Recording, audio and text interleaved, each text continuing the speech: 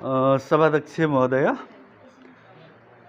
उपस्थित हुनुभएका मङ्गोल नेसनल अर्गनाइजेसनका विभिन्न तहका साथीहरूलाई सर्वप्रथम मेरो जय मङ्गोल।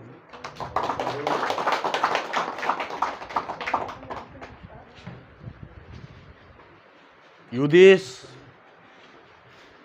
किन विकास हुन सकेन? यो देश विकसित मुलुक किन हुन सकेन?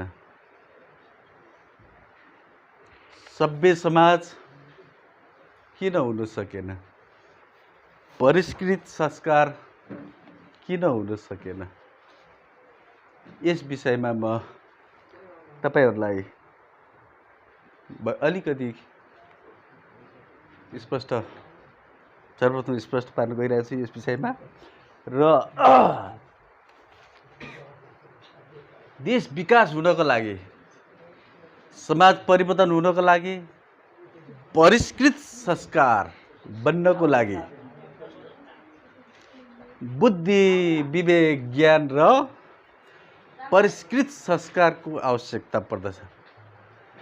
र बुद्धि, विवेक, ज्ञान र परिष्कृत संस्कार हामीले कहाँबाट प्राप्त गर्न सक्छौं, कहाँबाट लिन सक्छौं भन्दाखेरि ज्ञान, बुद्धि, विवेकबाट हामीले प्राप्त गर्न सक्छौं, लिन सक्छौं। र यो बुद्धि, विवेक, ज्ञान चाहिँ कहाँबाट प्राप्त हुन्छ भन्दाखेरि यो ज्ञान, बुद्धि, विवेक भन्ने कुरो चाहिँ यो दर्शन र सिद्धान्तबाट हामीले लिन सक्छौं। र दर्शन र सिद्धान्तबाट मात्र प्राप्त गर्न सकिन्छ। यो दर्शन र सिद्धान्त चाहिँ कसले जन्माउन सक्छ? यो कसको बसको कुरा हो? यो कसले मात्र प्रतिपादन गर्न सक्छ? यो विषयमा हामी स्पष्ट हुनुपर्ने हुन्छ। साधारणतया जो कोहीले यो दर्शन र सिद्धान्त जन्माउन सक्दैनन्, दर्शन र सिद्धान्त जन्माउनको निमित्त चाहिँ त्यो मान्छे, जो दर्शन जन्माउने मान्छे, जो सिद्धान्त जन्माउने मान्छे चाहिँ साधारण मान्छे हुँदैनन्। ऊ चाहिँ असाधारण व्यक्तित्वका धनी साधारण मान्छे होइन, असाधारण मान्छेले मात्रै दर्शन र सिद्धान्त जन्माउन सक्छ। र जो दूरदर्शी छन्, दूरदर्शी भनेको धेरै टाढाको कुरा देख्न सक्ने, दूरदृष्टि भनेको धेरै टाढाको कुरा देख्न सक्ने, दूरदर्शी भनेको धेरै टाढाका कुरा जान्न सक्ने, जसलाई हामी महापुरुष पनि भन्न सक्छौं, युग पुरुष पनि भन्न सक्छौं, महामानव पनि भन्न सक्छौं। यो विषयमा म अलिकति स्पष्ट गराउन चाहन्छु तपाईहरुलाई। साधारणतया जो कोही मान्छेसँग चाहिँ 5 वटा इन्द्रियहरू हुन्छन्, मानिलौं यो एउटा मान्छे भयो,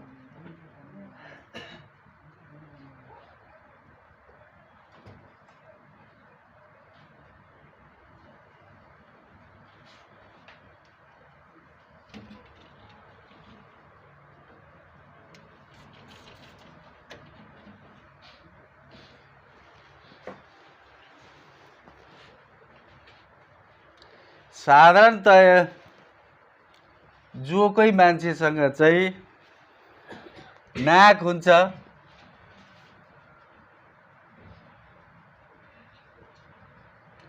कान हुन्छ,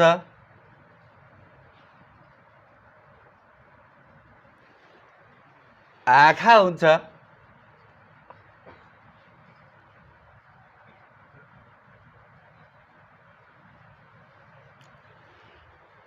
जिब्रो हुन्छ,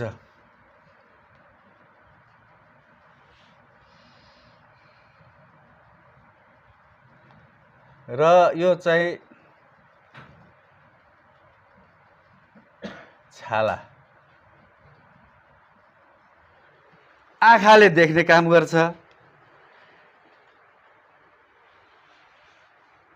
कानले सुन्ने काम गर्छ, नाकले सुँघ्ने काम गर्छ र जिब्रोले चाहिँ चिसो तातो, जिब्रोले चाहिँ स्वाद थाहा पाउने काम गर्छ होइन। र छालाले चाहिँ चिसो तातो थाहा पाउने काम गर्छ। यो त साधारणतया जो कोही मान्छेसँग पनि हुने यो 5वटा इन्द्रियहरू, यो 5वटा इन्द्रियहरूमध्ये यसलाई असर पर्यो भने, आँखालाई असर पुग्यो भने कानलाई पनि भार पर्छ, नाकलाई पनि भार पर्छ, जिब्रोलाई पनि भार पर्छ, छालालाई पनि भार पर्छ। तर अघि मैले भने तपाईँहरूलाई दर्शन र सिद्धान्त जन्माउने मान्छे जो महामानव हुन्छन्, जो युग पुरुष हुन्, जो दूरदर्शी हुन्, जो दूरदृष्टि भएका मान्छे हुन्, त उसको चाहिँ एउटा इन्द्रिय बढी हुन्छ। त्यो एउटा इन्द्रिय बढी भनेको चाहिँ उसँग त्यो इन्द्रियलाई चाहिँ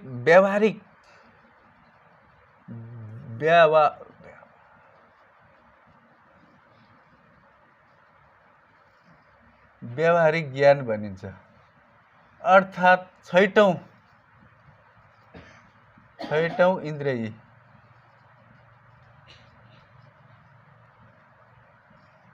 छैटौं इन्द्रिय हुन्। यो एउटा व्यावहारिक ज्ञान बढी भएका मान्छेहरूले मात्रै दर्शन सिद्धान्त जन्माउन सक्छन्। र दर्शन र सिद्धान्तबाट मात्रै हामीले ज्ञान पाउन सक्छौँ, बुद्धि पाउन सक्छौँ, विवेक पाउन सक्छौँ। र बुद्धि विवेक ज्ञान भएपछि मात्रै देश बनिन्छ। देश विकसित बनाउन सक्छौँ, सभ्य बनाउन सक्छौँ, समाज परिवर्तन गर्न सक्छौँ। मान्छेहरू, त्यहाँका जनताहरू जागरुक हुन्छन्, चेतनशील हुन्छन्। र ज्ञान बुद्धि विवेक छैन भने त्यहाँका जनताहरू पनि विवेकशील हुँदैनन्, मूर्ख हुन्छन् होइन, जङ्गली स्वभावका हुन्छन्, समाज पनि असभ्य हुन्छ र देश विकास पनि गर्न सकिँदैन, देश पनि अविकसित नै रहिरहन्छ। यस कारणले युग पुरुष अमर डाक्टर गोपाल गुरुङज्यूले, युग पुरुष अमर डाक्टर गोपाल गुरुङज्यू एउटा व्यावहारिक ज्ञान भएका, दूरदर्शी भएका, दूरदृष्टि भएका महामानव हुनुहुन्थ्यो। यसकारण उहाँसँग एउटा व्यावहारिक ज्ञान बढी थियो। यो मुलुकले, यो नेपालको माटोले दुईजना महामानवहरू, युग पुरुष भनौँ, महापुरुष भनौँ, दुईजना जन्माइसकेको छ। तर ती दुईजना भनेका पहिलो महामानव चाहिँ सिधा थारू बुद्ध थिए। र सिधा थारूको जुन दर्शन सिद्धान्तलाई यहाँका मूलवासी मङ्गलहरूले नेपालमै जन्मेका हुन्, तर ज्ञान प्राप्त चाहिँ इन्डियामा, भारतमा उहाँले ज्ञान प्राप्त गर्नुभयो। तर के भयो त नेपाल र इन्डियाका मूलवासी मङ्गोलहरूले होइन त्यो दर्शन र सिद्धान्तदेखि धेरै टाढा भए। त्यो दर्शन र सिद्धान्तबाट किन टाढा भए भन्दाखेरि बत्ती मुनिको अँध्यारो जस्तो भयो। बत्तीले उज्यालो दिने भनेको धेरै टाढा टाढा हो, बत्तीको प्रकाश चाहिँ धेरै टाढा टाढा जान्छ, टाढा टाढा चाहिँ उज्यालो हुन्छ, तर बत्ती मुनि चाहिँ अँध्यारो हुन्छ। हो त्यस्तै भयो। नेपाल र भारतका मूलवासी मङ्गोलहरूले, त्यहाँका जनताहरूले जुन दर्शन र सिद्धान्त ग्रहण गर्नुपर्ने थियो, त्यो दर्शन र सिद्धान्त अनुरूप हिँड्नु पर्दथ्यो, हिँड्न सक्नु पर्दथ्यो, तर हिँड्न सकेनन्, बुझ्न सकेनन्। यस कारणले के भयो त भन्दाखेरि नेपाल र भारतका मूलवासीहरू चाहिँ बुद्धिहीन भए, बुद्धिमिन्दु भए होइन। ज्ञानको विषयमा उनीहरूले व्यावहारिक ज्ञान सिक्न पाएन, बुद्धि पनि भएन, ज्ञानी पनि भएन, मूर्ख भए, अनि अविकसित भए, असभ्य भए, जङ्गली स्वभावका भए। र फेरि एउटा मौका दियो हामीलाई, युगले फेरि हामीलाई एउटा मौका दियो। त्यो मौका भनेको युग पुरुष अमर डाक्टर गोपाल गुरुङ फेरि हामीमा यो माटोमा हाम्रो मुलुकमा जन्माएर पठाउने काम गर्यो। त युग पुरुष अमर डाक्टर गोपाल गुरुङलाई पनि हामीले चिन्न सकेनौँ भने हिजो त हाम्रा अग्रजहरूले, हाम्रा पुर्खाहरूले चिन्न सकेनन् महामानव बुद्धलाई, उहाँको दर्शन र सिद्धान्तलाई। जुन उहाँको दर्शन र सिद्धान्त चाहिँ मङ्गोल दर्शन थियो त्यो चिन्न सकेनन्। त फेरि युगले हामीलाई एउटा मौका दिएको छ, यो ठुलो अवसर हो। यो अवसर हामीले गुमाउनु पुग्यौँ भने, यो अवसर हामीले चुकाउन पुग्यौँ भने फेरि हामी हाम्रा अग्रजहरू जस्तै, हाम्रा पुर्खाहरू जस्तै अविवेकी, जङ्गली स्वभावको, असभ्य भएर, दासदासी भएर, कमरा भएर, विदेशी हिन्दू आर्यहरूको दासत्व स्वीकारेर फेरि हामी दासदासी भएर, शासित भएर, शासक होइन, मालिक होइन, हामी फेरि शासित भएर बाँच्नुपर्ने बाध्यता हुन्छ। यसकारण अब हाम्रो अगाडि एउटा मौका छ, अवसर छ, यसलाई हामीले गुमाउनु हुँदैन। अब मङ्गोल नेसनल अर्गनाइजेसनका संस्थापक प्रेसिडेन्ट युग पुरुष अमर डाक्टर गोपाल गुरुङ जो महामानव हुनुहुन्थ्यो होइन, उहाँसँग एउटा इन्द्रिय बेसी थियो, साधारण मान्छेभन्दा एउटा इन्द्रिय चाहिँ बेसी थियो। त्यो इन्द्रिय भनेको व्यावहारिक ज्ञान। यसकारण उहाँले दर्शन र सिद्धान्त जन्माउनु सक्नुभयो। यो दर्शन र सिद्धान्त जो कोही साधारण मान्छेले जन्माउनु सक्दैन, प्रतिपादन गर्नै सक्दैन, यो 5वटा इन्द्रिय भएको मान्छेले जन्माउनु सक्दैन। एउटा व्यावहारिक ज्ञान, एउटा इन्द्रिय ज्ञान चाहिँ बढी हुनुपर्छ, तब मात्रै उसले दर्शन र सिद्धान्त जन्माउनु सक्छ। दर्शन र सिद्धान्तले नै बुद्धि, विवेक, ज्ञान, संस्कार दिने हो। र युग पुरुष अमर डाक्टर गोपाल गुरुङज्यूले यो मङ्गोल रिसर्च सेन्टर बन्यो। यो मङ्गोल रिसर्च सेन्टरको लागि जग्गा दिने जग्गादाता हाम्रा पूर्व मूल सचिव, वर्तमान वरिष्ठ केन्द्रीय सदस्य शान्तिलाल धिमालज्यूले दिनुभयो। 15 धुर जमिन दिनुभयो र उहाँको नाममा जम्मा 10 कट्ठा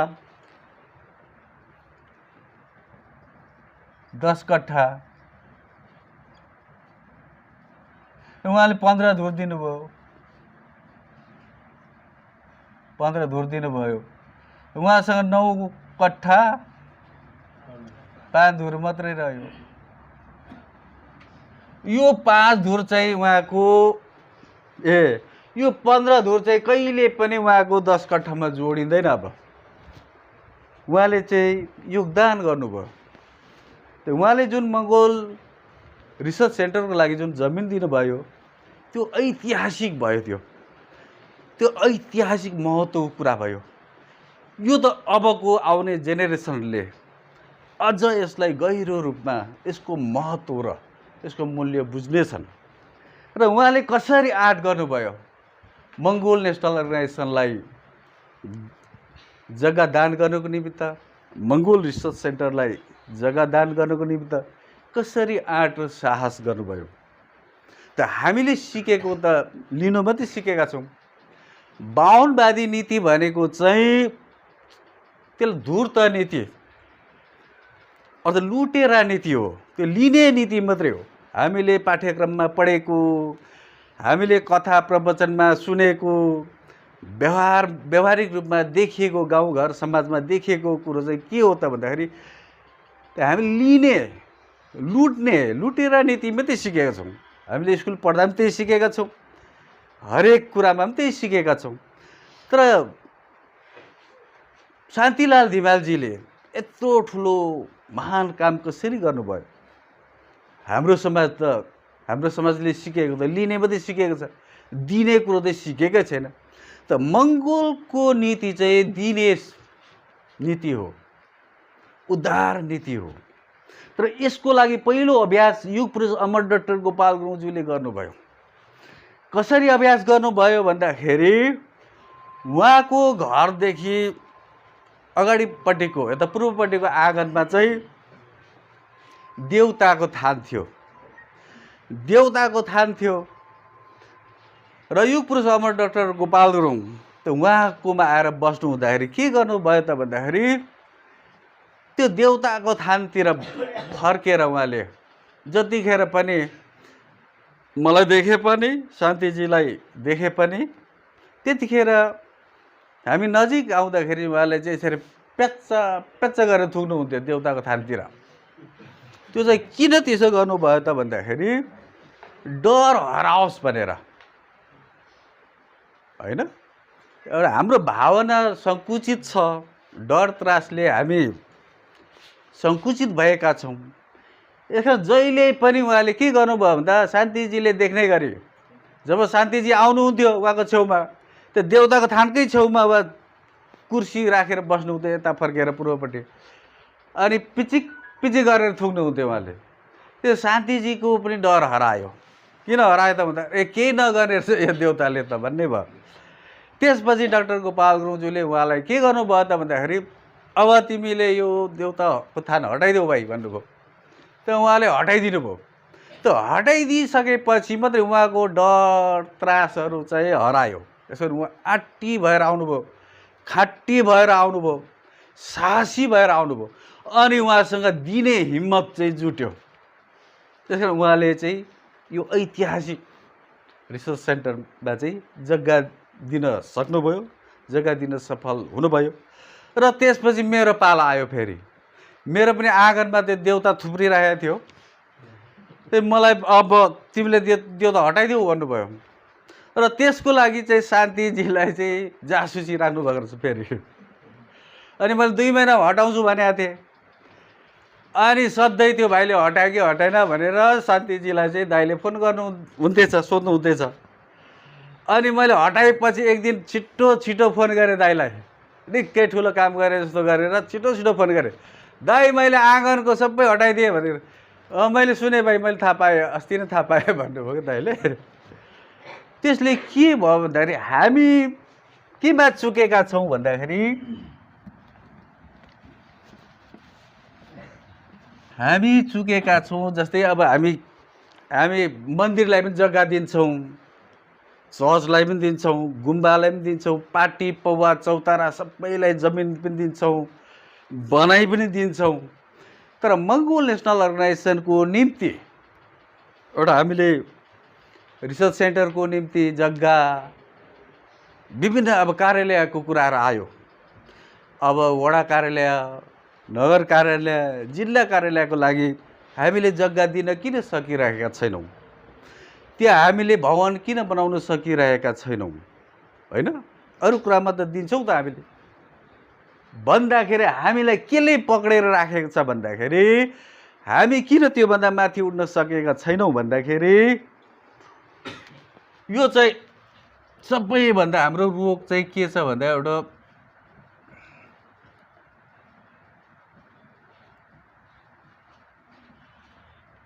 एउटा धार्मिकता सोच हो। एउटा चाहिँ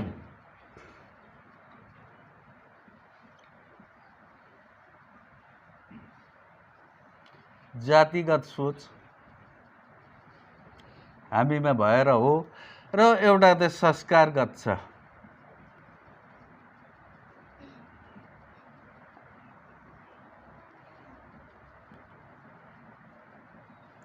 यो 3वटा कुराले चाहिँ हामीलाई पक्रेर राखेको छ, जकडाएर राखेको छ।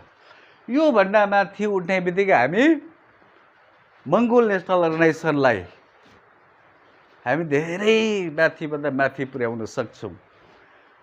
र जातिगत सोच र यो संस्कारगत सोच, यो धार्मिकता सोचले न आफूलाई बनाउँछ, न आफू सफल भइन्छ, न त सङ्गठनलाई नै सफल हुन दिन्छ, सङ्गठनलाई पनि डिस्टर्ब गर्छ।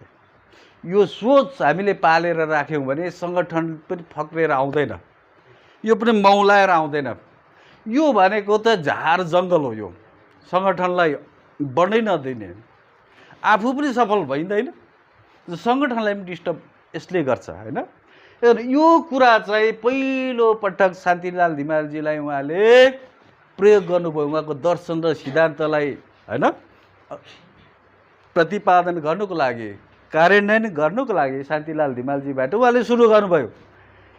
सुरु गर्दाखेरि उहाँले हटाउनु भयो, त मैले पनि हटाएँ। त्यो हटाएपछि के भयो त भन्दाखेरि अब हामी एक प्रकारले चाहिँ यो धार्मिकता सोचबाट माथि उठेर केमा आउनुपर्छ भन्दाखेरि हाम्रो सोच र विचार चाहिँ धर्मनिरपेक्षतावादी सोच आउनु पर्यो। धर्महरूभन्दा हाम्रो विचार चाहिँ माथि छ भन्ने किसिमले हामी आउनु सक्नुपर्दछ। र यो जातिगत सोचभन्दा हामी माथि उठेर मङ्गोल भावनामा चाहिँ हामी आइपुग्नु पर्दछ।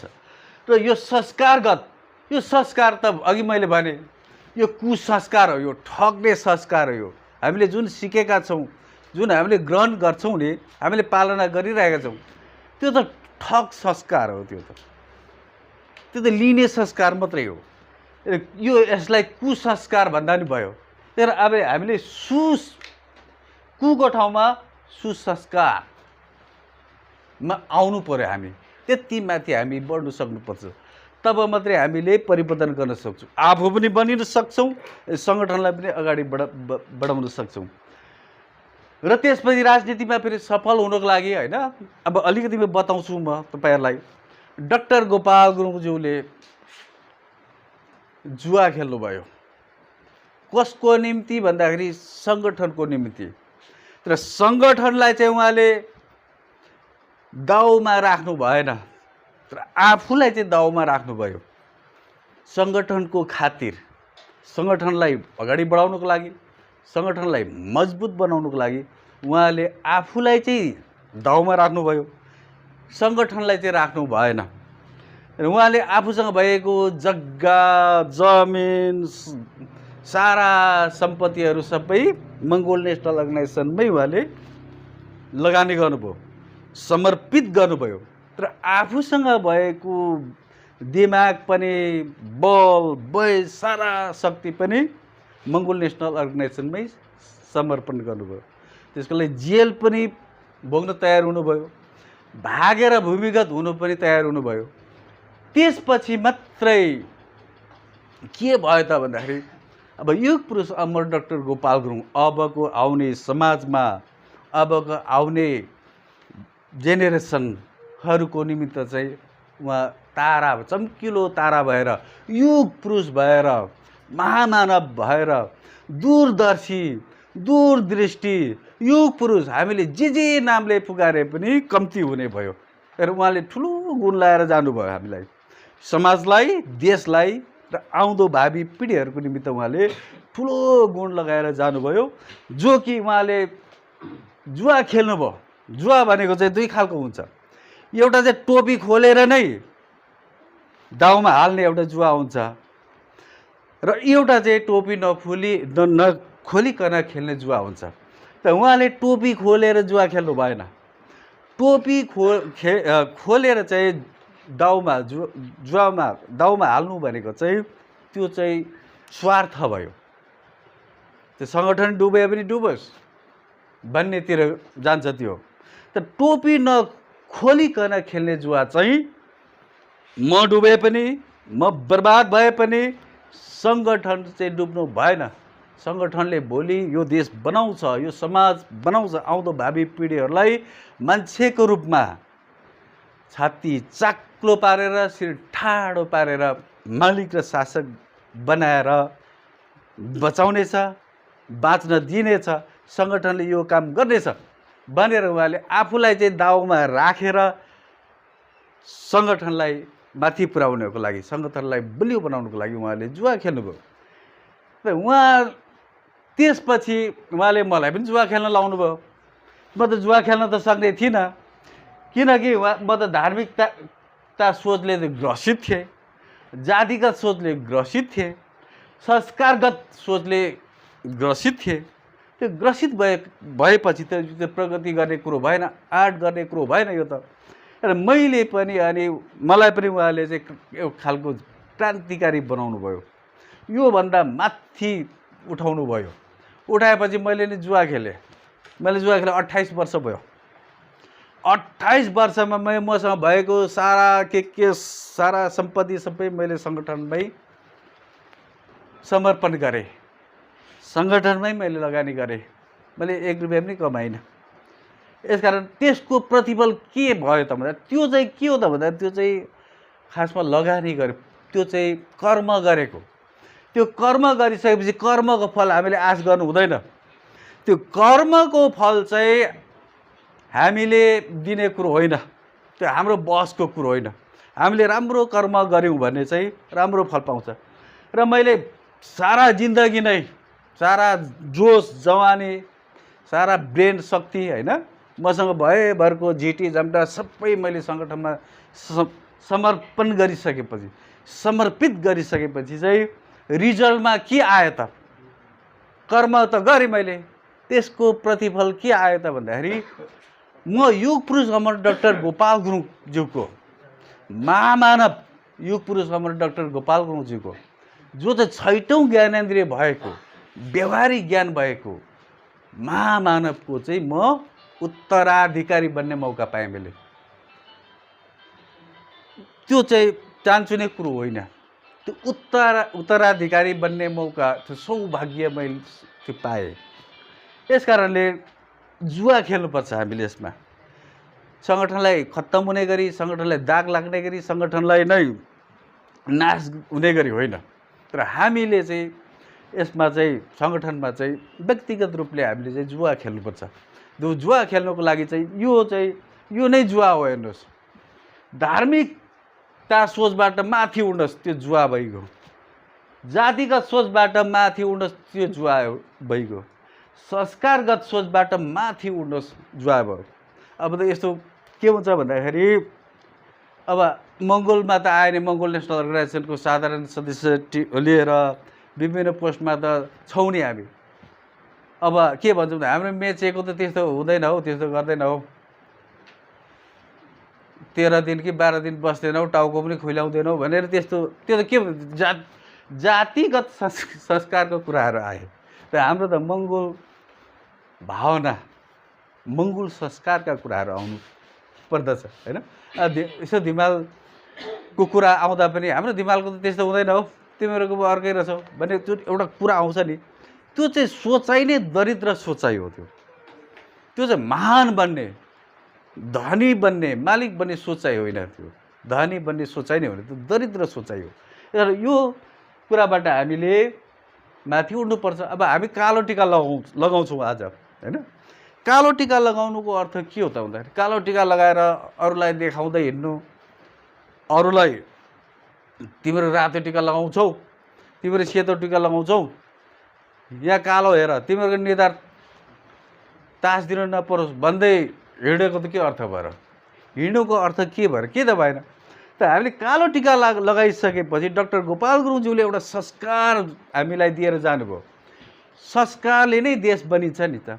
संस्कार परिष्कृत संस्कार हुनु पर्यो, सभ्य संस्कार हुनु। उहाँले त्यो सिकाउनु भयो। यो कालो टिका लगाइसकेपछि अब हामीले के गर्ने? पालना त गर्नु पर्यो।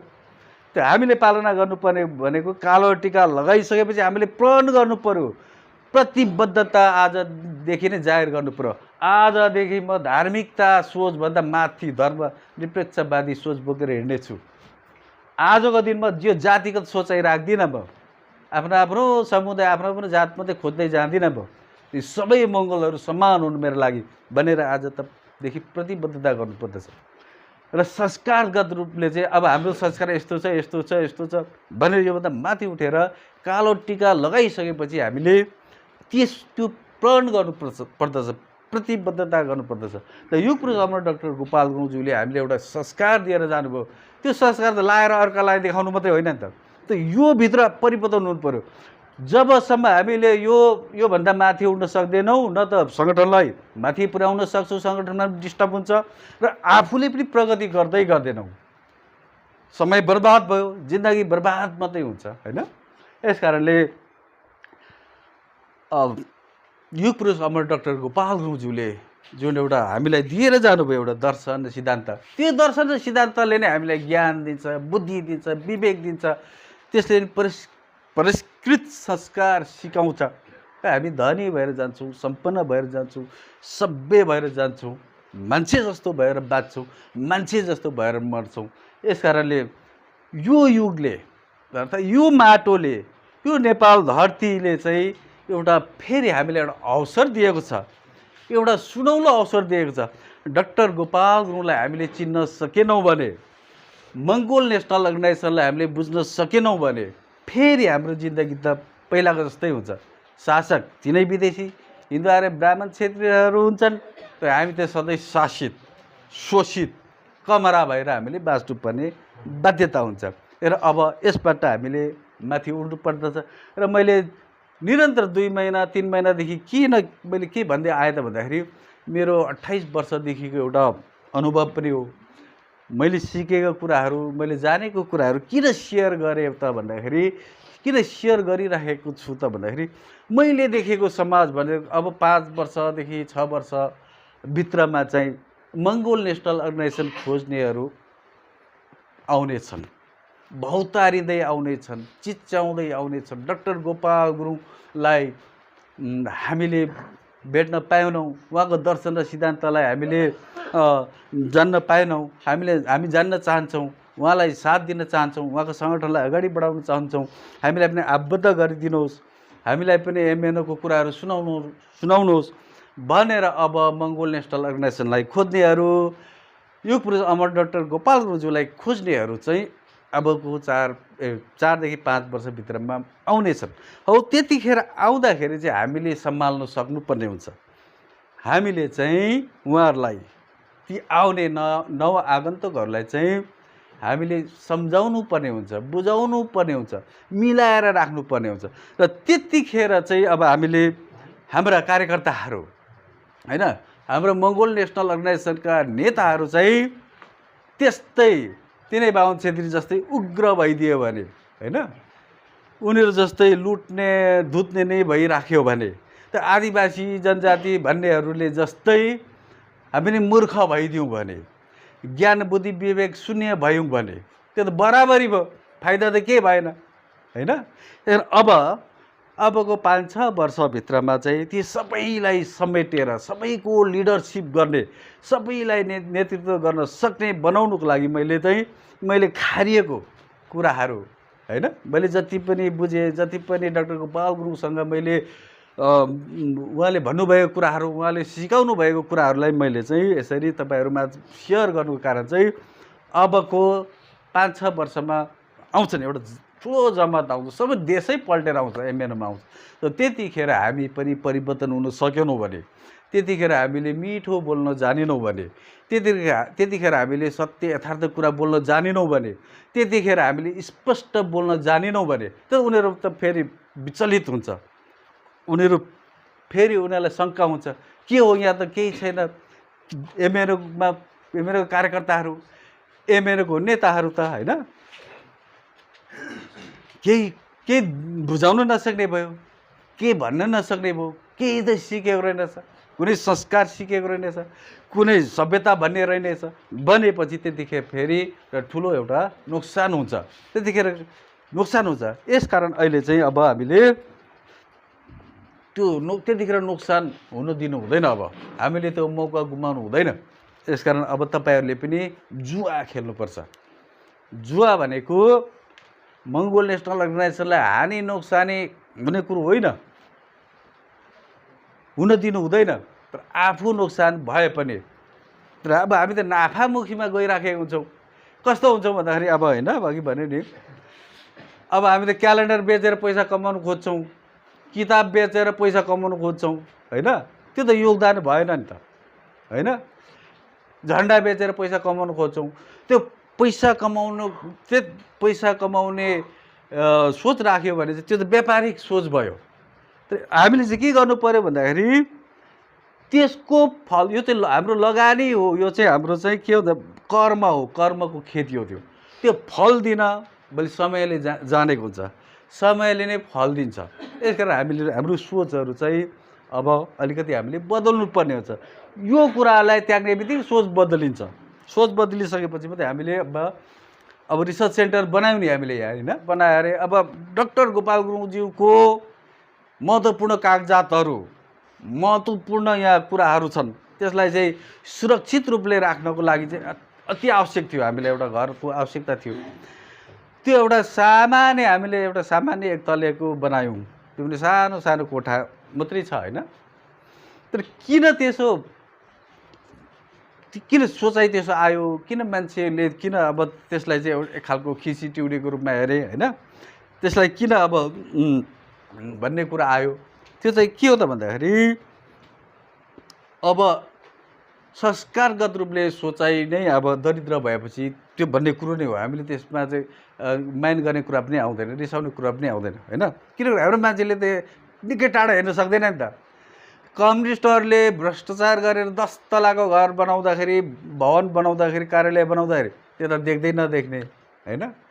काङ्ग्रेसहरूले लुटेर 10 तलाको बिल्डिङ बनाउँदाखेरि, कार्यालय बनाउँदाखेरि त्यो त देख्दैनन् हाम्रो मान्छेले। नाथे हामीले युग पुरुष अमर डाक्टर गोपाल गुरुङज्यूको सामानहरू सुरक्षित राख्नको लागि चाहिँ 2 कोठा बनाउँदाखेरि पनि त्यहाँ किन ईर्ष्या आउँछ, किन जलन हुन्छ त भन्दाखेरि यो कुराबाट चाहिँ हाम्रो मान्छेहरू बाहिर आउन सकेको छैन, माथि उठ्न सकेको छैन। माथि उठ्न आवश्यक छ। माथि उठिसकेपछि मात्रै यो कुराहरू आउँदैन। हामीले प्रगति गर्दै जान्छौँ, प्रगति गर्न सक्छौँ। अब देश र जनताको निम्ति विश्वासपात्र बन्नको लागि, विश्वासिलो बन्नको लागि चाहिँ हामीसँग घर अथवा डेरा अनिवार्य हुनैपर्छ। घर नभए पनि डेरा चाहिँ हुनुपर्छ। किनभने निर्वाचन आयोगले के भन्छ, घर न थरकोलाई त मान्यतै दिँदैन, उम्मेदवारी नै क्यान्सल गरिदिन्छ, उसले रद्द गरिदिन्छ। यो घर न थरको मान्छेलाई हामी यो मिल्दैन यहाँ होइन। भ्रष्टाचार गर्नेहरूलाई चाहिँ दिँदैन, ब्याङ्कमा कालो सूचीमा पर्नेहरूलाई चाहिँ दिँदैन भने त्यो घर न थरको बेगरको मान्छेलाई झन् दिँदैन, मान्यतै दिँदैन, उसलाई त उठ्नै दिँदैन उम्मेदवार। एउटा घर चाहियो अथवा डेरा हुनै पर्यो अनिवार्य। त्यति भएपछि मात्रै जनताले पनि विश्वास गर्छन्। जनताले पनि घर न थरको मान्छेले के विश्वास गर्नु, किन भोट दिनु, यसले लिएर कहाँ जान्छ भन्ने कुरा हुन्छ होइन। यसकारण हामीसँग घर अनिवार्य हुनुपर्छ, अर्थात् डेरा अनिवार्य हुनुपर्छ। त्यो राजनीतिमा सफल हुनुको लागि, राजनीतिमा अगाडि बढ्नुको लागि। त्यसपछि एउटा चौतारा चाहिन्छ। चौतारा भनेको चाहिँ अहिलेको जमानामा कार्यालय होइन। कमसेकम आफ्नो घर डेरा भइसकेपछि त्यो चौतारामा हामीले 15 दिनमा हुन्छ कि 20 दिनमा हुन्छ कि 30 दिनमा हुन्छ कि एकपटक भेला भएर सरसल्लाह गर्नै पर्ने हुन्छ होइन। त्यहाँ भेटघाट हुनैपर्छ, भेटघाट हुने सिस्टम बसाल्नुपर्छ, त्यहाँ छलफल गर्नुपर्छ, कुनै पनि विषयमा बहस गर्नुपर्छ होइन। बैठकै बसे पनि भयो।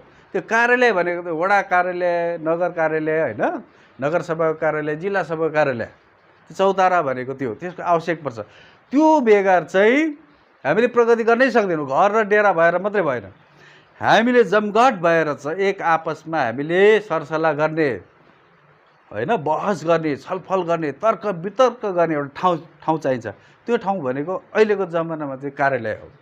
र एउटा अप्सन छ, यो चाहिँ टेस्ट पनि अब हाम्रो साथीहरूलाई।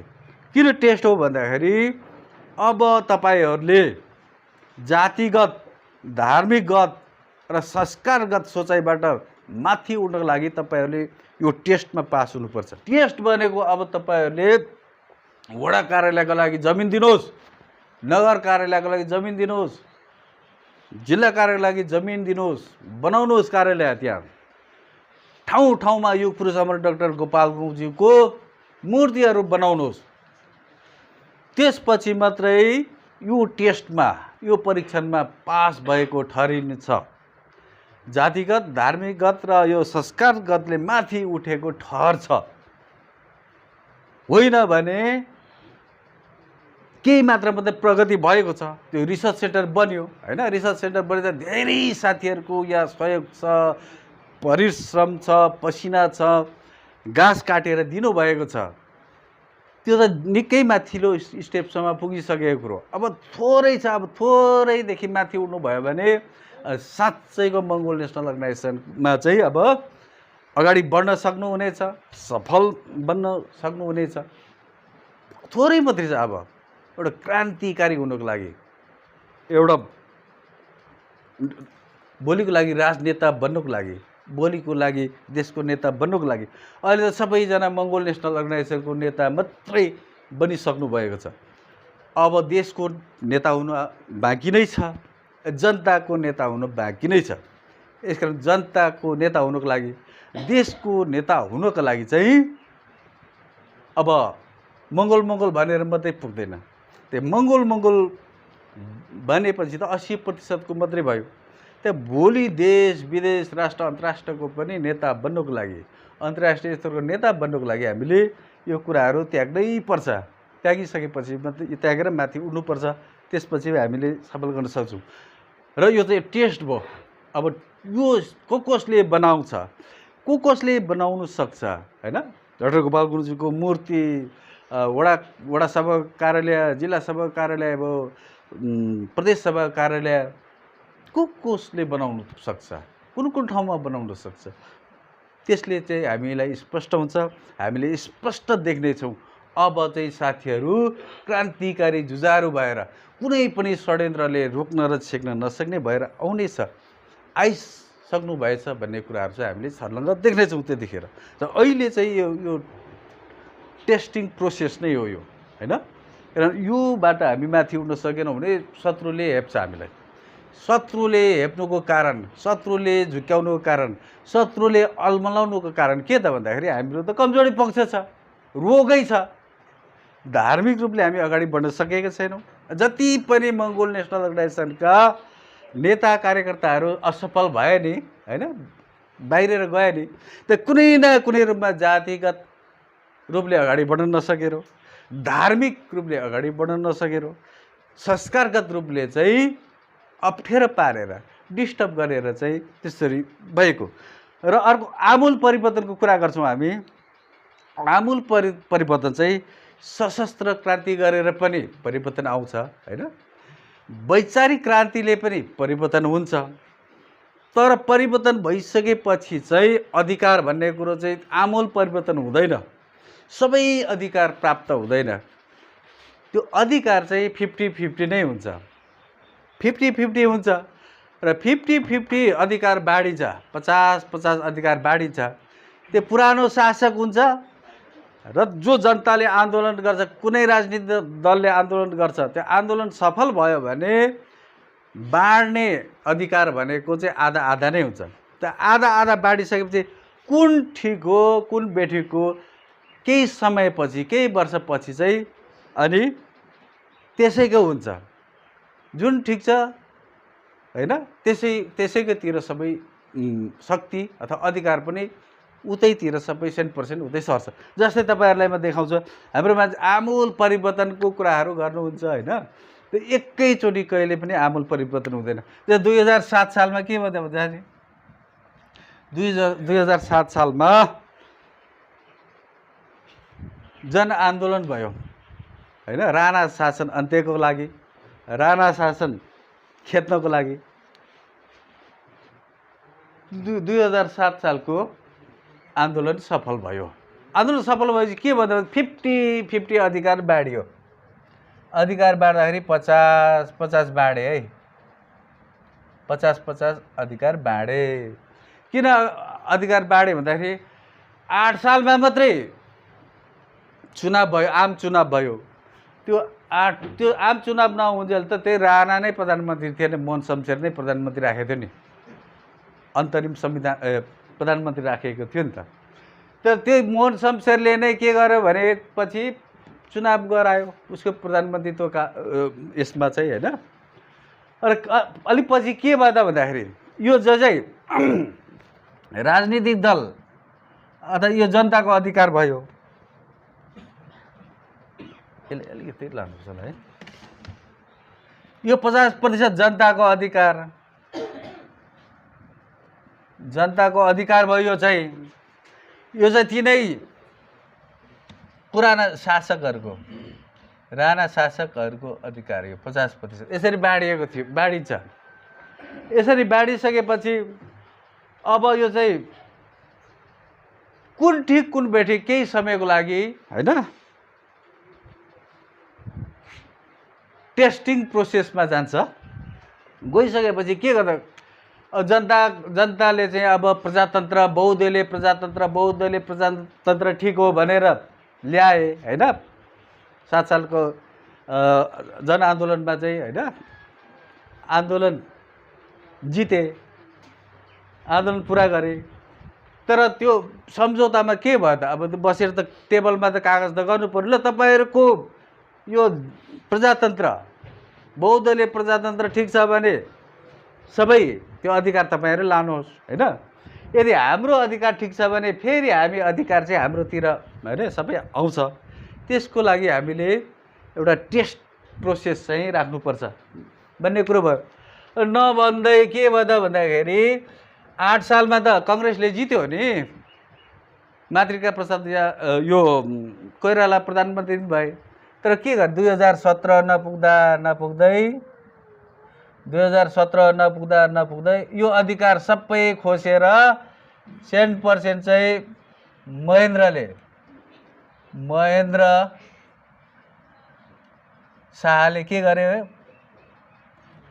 कु गरेर सबै अधिकार लिए। यो बहुदलीय प्रजातन्त्र जनताको अधिकार चाहिँ महेन्द्रले कु गरेर सबै लिए 2017 सालमा।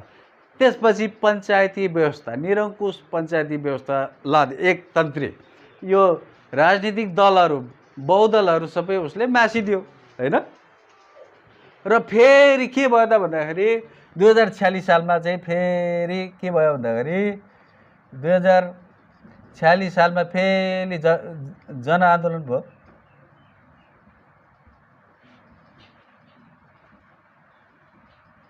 जनआन्दोलन सफल भयो 2046 सालमा। यो आन्दोलनले पनि के बाँड्यो भन्दा अधिकार बराबर बाँड्यो। अधिकार चाहिँ के बाँड्यो भन्दाखेरि यो पुरानो शासकको 50% नै रह्यो होइन। अनि यो जनताको अधिकार चाहिँ 50%। यिनीहरू चाहिँ बहुदलीय प्रजातन्त्र संवैधानिक राजतन्त्र भन्ने। त्यो यिनीहरू ठिकै छ नि त, अहिले संवैधानिक राजतन्त्रमै बस्छौँ नि त। तर कुन ठिक हो? भोलि हाम्रो निरङ्कुश राजतन्त्रतिरै जनता आए भने हामी त्यसको लागि तयारी छौँ भनेर चाहिँ 50% चाहिँ अधिकार बाँडे। त्यतिखेर फेरि ज्ञानेन्द्रले कु गरेको देख्नुभयो नि तपाईँहरूले होइन। ज्ञानेन्द्रले के गर्यो? कु गरेपछि चाहिँ फेरि उसले सबै अधिकार 100% नै बनायो। 100% नै बनायो। जनताको यो बहुदलीय प्रजातन्त्र 2046 सालको पनि ज्ञानेन्द्रले कु गरेर सबै लग्यो। त्यसपछि फेरि जनआन्दोलन भयो। 62-63 को जनआन्दोलन भयो।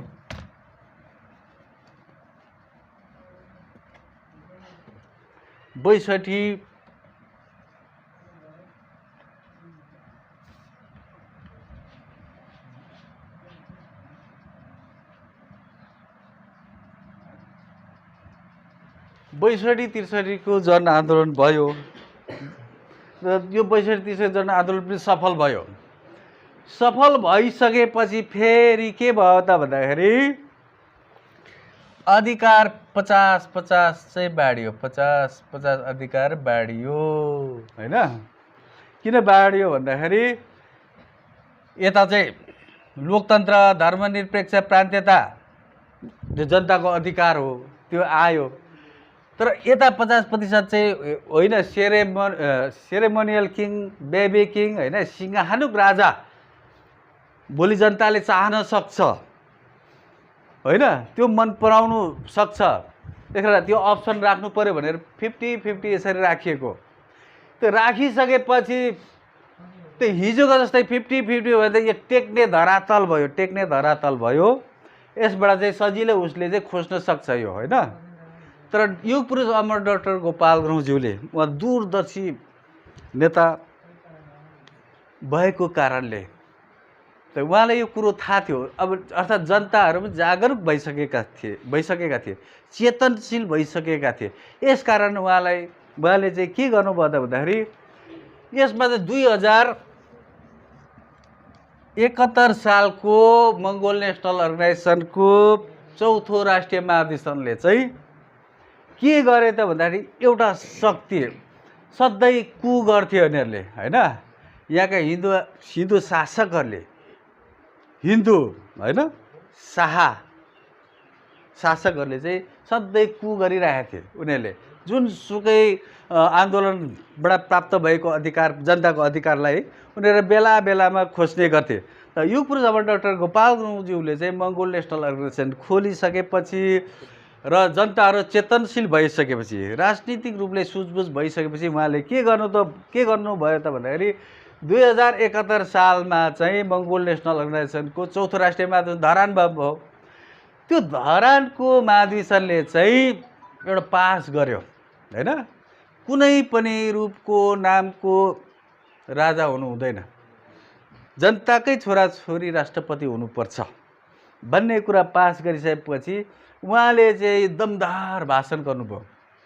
जुन भाषणमा प्रत्येक शब्दमा शक्ति थियो हैन, जुन भाषणमा शक्ति थियो, जुन दमदार भाषण थियो उहाँले हैन, त्यतिखेर जुन भाषण गर्नुभयो त्यो भाषणले चाहिँ के गर्थ्यो त भन्दाखेरि अधिकार चाहिँ जनताको पक्षमा चाहिँ के गर्थ्यो भन्दाखेरि 75 आयो, यता 25 मात्रै रह्यो। किन उहाँको भाषण 71 सालमा भाषण गर्नुभयो उहाँले त 72 सालमा चाहिँ संविधानमा त्यो कुरा लेख्नु पर्यो। 72 सालमा संविधान लेखियो। तर हिजो उनीहरूले चाहिँ संविधान पटकसम्म भइसकेको थियो। संविधान सभाको चुनाव होइन र, त्यो संविधान सभाको चुनाव 2 पटक भइसक्दाखेरि पनि संविधान किन बनाएनन् त भन्दाखेरि उनीहरूले फेरि यो गर्न सकिन्छ, जनताको अधिकार फेरि हत्याउन सकिन्छ कि हनन गर्न सकिन्छ कि भन्ने उनीहरू त्यसमा खेलिरहेको थियो। बेबी किङ भन्दै बसेका थिए, सेरेमोनियल किङ भन्दै बसेका थिए, सिंहानुक राजा भन्दै बसेका थिए। र डाक्टर गोपाल गुरुङज्यूको त्यो दमदार भाषण र मङ्गोल नेसनल अर्गनाइजेसनको चौथो राष्ट्रिय महाधिवेशनले जनताको अधिकार 75 पुऱ्याइदियो। किन पुऱ्याइदियो भन्दाखेरि 71 सालमा उहाँले भाषण गर्नुभयो, 72 सालमा संविधान लेख्नै पर्यो डरले उनीहरूले। त्यो भाषणमा यति शक्तिपुञ्ज थियो, प्रत्येक शब्दमा शक्ति थियो। यसकारण 75 र 25 भयो। र यो शासक जो पुराना शासक छ, हिन्दू हैन शासकहरू छन्, हिन्दू राष्ट्र चाहनेहरू, त हिन्दू राष्ट्रका अवशेषहरू, ती राजाको अवशेषहरू अझै छन् नि त। गाई त्यो हिन्दूकै प्रतीक हो, झन्डा हिन्दूकै प्रतीक हो, यो क्यालेन्डर छ त्यो हिन्दू राजाकै प्रतीक हो, त्यो अझै 25% छ। र अब उनीहरूले के एउटा षड्यन्त्र गरिरहेका छन् भन्दाखेरि यसमा चाहिँ हामीले बुझ्नु आवश्यक छ। यसमा नै मैले चाहिँ विशेष गरेर हाम्रो साथीहरूले बुझिएर चाहिँ अगाडि बढ्नुपर्छ, बुझिदिनुपर्छ भनेर चाहिँ विशेष मैले अहिले बढी समय लगाउनु कारण चाहिँ के त भन्दाखेरि अहिले 25मा पुगेपछि 25 देखि 50मा नआउँजेलसम्म चाहिँ उनीहरूले त्यो खेल्न सक्दैन। त्यो धरातलमा टेक्नै पर्छ। त्यो धरातलमा आउनको लागि 50मा आउनै पर्छ। 25 देखि 50मा आएपछि मात्रै उनीहरूले यो लोकतन्त्रलाई पनि उनीहरूले खत्तम गर्न खान सक्छ। यसलाई चाहिँ उनीहरूले फेरि लोकतन्त्रलाई चाहिँ फेरि उनीहरू खोज्न सक्छ। फेरि उनीहरू निरङ्कुश अर्थात् उनीहरूको हिन्दू राष्ट्र बनाउन सक्छ।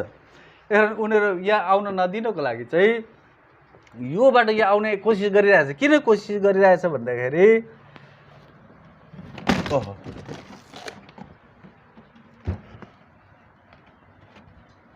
यो 50-50 त अधिकार भइगयो, अहिले गएर 75 र 25मा आयो। केले गर्दाखेरि चाहिँ 25मा झर्यो भन्दा मङ्गोल नेसनल अर्गनाइजेसनको चौथो राष्ट्रिय महाधिवेशनले र युगपुरुष अमर डाक्टर गोपाल गुरुङको त्यो भाषण छ नि, तपाईँहरूले बाहुन छेत्री भनेको लुटेरा हो भन्ने जुन एउटा भाषण गर्नुभएको थियो नि, अब त्यो भाषणलाई चाहिँ उनीहरूले के गर्दैछन् भन्दाखेरि अहिले दुरुपयोग गरिरहेका छन्। डाक्टर गोपाल गुरुङको जुन त्यतिखेरको समय सान्दर्भिक शक्तिशाली ओजनदार शब्द बोकेको शक्ति बोकेको जुन एउटा भाषण थियो, त्यसलाई त्यो भाषणलाई दुरुपयोग गरेर एउटा कटिङको रूपमा मात्रै देखाएर डाक्टर गोपाल गुरुङलाई बदनाम गर्न खोजेर चाहिँ र एमएनओलाई पनि बदनाम गर्न खोजेर दाग लगाउन खोजेर चाहिँ फेरि उनीहरू 25 देखि 50मा जान खोजिरहेछ। अहिले 50मा पुगिसकेपछि उनीहरू यो धरातल हो, यसपछि मात्रै योसँग बराबरी लडाइँ खेल्न सक्छ। 50-50 बराबरी लड्न सक्छ। यो 25ले यो 50सँग लड्न सक्दैन। र यतिखेर उनीहरूले के गर्न खोजिरहेछ भन्दाखेरि मङ्गोल नेसनल अर्गनाइजेसनलाई बदनाम गरेर, डाक्टर गोपाल गुरुङज्यूलाई बदनाम गरेर, उहाँको त्यो चौथो राष्ट्रिय महाधिवेशनको भाषणलाई चाहिँ बदनाम गर्न खोजेर चाहिँ त्यो मङ्गोल अनुहारकै मङ्गोल नेसनल अर्गनाइजेसनकै नाममा चाहिँ एउटा विद्रोही मङ्गोल नेसनल अर्गनाइजेसनलाई एउटा विद्रोही ग्रुप बनाउनु खोजिरहेछ, विद्रोह गर्नलाई उक्साइरहेको छ। यतिखेरको षड्यन्त्र चाहिँ यो हो। यो षड्यन्त्र हामीले बुझिसकेपछि अहिले मत्थर हुँदै आएर त्यो षड्यन्त्र उनीहरूको फेल हुँदै आयो। त्यो षड्यन्त्रलाई चाहिँ खत्तम गर्नको लागि हामीले पाइलो अगाडि बढाइसकेपछि चाहिँ अहिले उनीहरू अहिले अप्ठ्यारोमा छ। र अब हामीले 75 देखि अब 100 मा पुग्नको लागि अब आउने चुनावमा चाहिँ विशेष ध्यान दिनुपर्ने हुन्छ। अब मैले भने अबको 4-5 वर्ष पछाडि एमएनओ खोज्नेहरू आउँछन्, डाक्टर गोपाल गुरुङज्यूलाई खोज्ने आउँछन्, र त्यतिखेर हामी तयारी छैनौँ भने त्यही जनजाति जस्तै हामी जनजाति आदिवासीले जति जानेका छौँ त्यति मात्रै जान्यौँ भने, त्यो बाहुन छेत्रीले जसरी सिकाए लुट्ने ठग्ने मात्रै सिकाए त्यस्तै मात्रै गऱ्यौँ भने त त्यो बराबरी भयो, त्यो अर्थ न वर्थ हुने हो हुन्छ होइन। यसलाई हामीले अब जुवा खेल्नुपर्छ। अघि मैले जुवा खेल्नु भने टोपी खोलेर होइन, सङ्गठनलाई खत्तम गर्ने ध्वस्त पार्ने किसिमले होइन, सङ्गठनलाई दाउमा राखेर होइन, तर आफूलाई चाहिँ दाउमा नराखिकन सफल बन्नै सकिँदैन। सफल बन्नको लागि हामीले आफूलाई जुवामा दाउ राखेर हामीले खेल्न सक्नुपर्दछ। यसको लागि मैले 2-3 महिनादेखि निरन्तर रूपले एउटा मेसेज दिन खोजिरहेको छु होइन। अब तपाईँहरूलाई काम लाग्छ, भाइ बहिनीहरूलाई पनि काम लाग्छ, पछिसम्म पनि काम लाग्ने कुराहरू, गहकिलो कुराहरू मैले समय छँदैखेरि तपाईँहरूले 5-6 वर्षमै काम दिन्छ, तर अरू आउने भाइ बहिनीहरूलाई चाहिँ अलिक पछि काम दिन्छ नि त त्यो कुरो होइन। तपाईँहरूले यसलाई चाहिँ अरूलाई पनि बाँडिदिनुहोस्, अरूलाई पनि सुनाउनुहोस्, तपाईँहरूले पनि यो कुरालाई पालना गर्नुहोस्। जुवा खेल्नु होइन भनेको चाहिँ खासमा चाहिँ के भन्दाखेरि आफ्नै घरमा चाहिँ आगो लगाएर चाहिँ रमिते हेर्नु है। खासमा चाहिँ डाक्टर गोपाल गुरुङज्यूले आफ्नै घरमा आगो लगाएर चाहिँ रमिता हेर्नुभएको हो, त मैले पनि आफ्नै घरमा आगो लगाएर रमिता हेरेको होइन। रमिता हेर्नु पर्यो, त्यो त भ्रष्टाचार गर्ने कुरो पनि भएन, कमाउने कुरो पनि भएन, केही पनि भएन, भएको जति सबै सङ्गठनमा लगानी गर्नुपर्ने भयो नि त होइन। अब तपाईँहरूले पनि आफ्नो घरमा आगो लगाएर रमिते भएर बस्नुपर्ने हुन्छ। त्यो भनेको चाहिँ तपाईँहरूले त्यसपछि मात्रै एउटा फल पाइन्छ नि त। त्यो कत्रो त्यो जुवै हो नि त होइन, जुवा खेलेको बराबर हो नि त। तपाईँहरूले चाहिँ अब त्यसलाई चाहिँ अब त्यो चाहिँ के भयो त भन्दाखेरि स्वार्थको राजनीति भएन, त्यो निस्वार्थको राजनीति भयो। त्यो फल चाहिँ तपाईँहरूलाई कसले दिन्छ भन्दाखेरि त्यो हाम्रो बसको कुरो होइन त। राम्रो कर्म गर्नुभयो भने त्यो राम्रो फल अवश्य पनि पाउनुहुन्छ, अवश्य फल पाइन्छ। तर हामीले स्वार्थ राखेर राजनीति गऱ्यौँ भने होइन, स्वार्थ बोकेर राजनीति गऱ्यौँ भने त्यो फल चाहिँ पाइँदैन, त्यो समय पनि बर्बाद हुन्छ होइन, जिन्दगी पनि बर्बाद हुन्छ, सङ्गठनलाई पनि डिस्टर्ब हुन्छ। अब हामीले यो कालो टिकाको कुरा अघि मैले गरेँ नि होइन, कालो टिका लगाइसकेपछि अब हामीले यो 3वटा कुरा चाहिँ आजै त्याग्ने प्रण गरौँ। यो चाहिँ सङ्गठनलाई फाइदा हुने कुरो भयो, सङ्गठनलाई माथि पुर्याउने मालिक बनाउने कुरो भयो। हेर्नुहोस्, यो अघिको जातिगत भयो, धार्मिकगत भयो होइन, यो संस्कारगत छ नि, यो 3वटा हामीले त्यागेर योभन्दा माथि गयौँ भने सङ्गठनलाई फाइदा भयो। हेर्नुहोस्, सङ्गठनलाई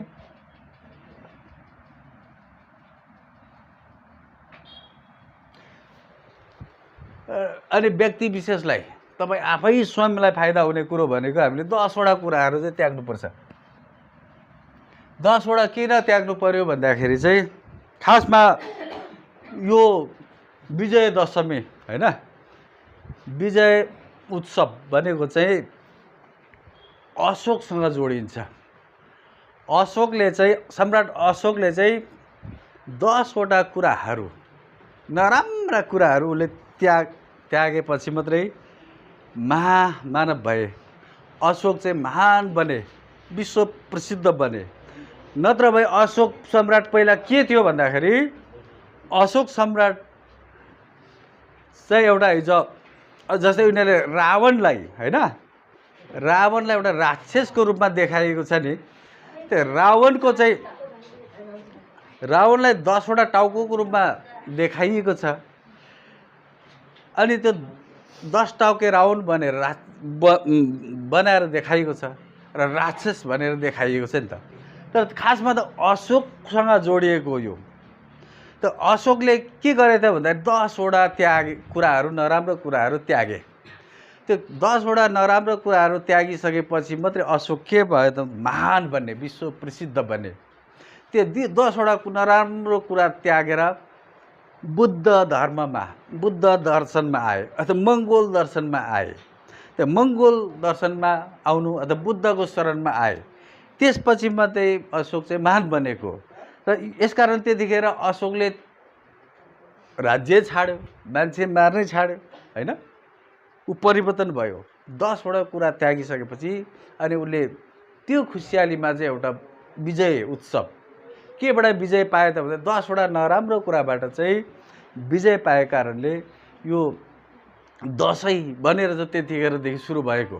र यसमा अनि अशोक पछि त के भयो त भन्दाखेरि भारतको 1000 वर्षको इतिहासै छैन। 1000 वर्षको इतिहास नभएपछि चाहिँ अनि आयो त्यसमा चाहिँ रावण आयो, राम आयो, दुर्गा, काली अनि माँ काली, सरस्वती, अरे 33 कोटी देवदेवतादेखि लिएर अनेक कथा, अनेक ग्रन्थहरू आए। त्यो 1000 वर्षको इतिहास चाहिँ ग्याप छ भारतमा होइन। त्योभन्दा अगाडिको यो चाड हो यो दसैँ भन्ने कुरो। र त्यतिखेर किन त्यसो गरे त भन्दाखेरि अशोकले चाहिँ त्यो यिनीहरूले चाहिँ रावणको 10वटा टाउकोको 10वटा अवगुणहरू थिए भनेर चाहिँ एउटा उनीहरूले भनेका छन् नि। जस्तै अब हामीले बुझ्नु पर्ने के त भन्दाखेरि यो अशोकको 10वटा टाउको अरे रावणको होइन। खासमा अशोकलाई नै रावण भनेर देखाइएको छ। अशोक नै रावण हो खासमा कि। पहिला चाहिँ अशोक चाहिँ रावण जस्तै राक्षस थिए। राक्षस जस्तै किन थिए त भन्दाखेरि उसले चाहिँ मान्छे मार्दै हत्याहिंसा गर्दै होइन, उसले चाहिँ अब करोडौँ मान्छे मारेर चाहिँ एउटा सम्राट अशोक बनेका थिए नि त। तर उसले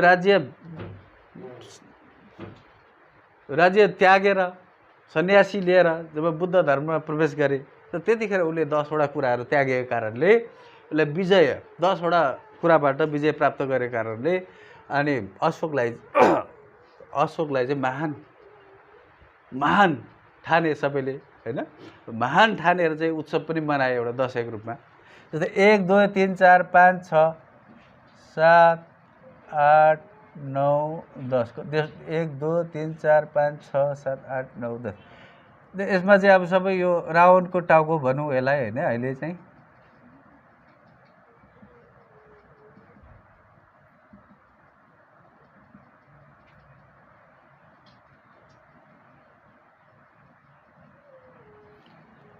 र यसमा चाहिँ अब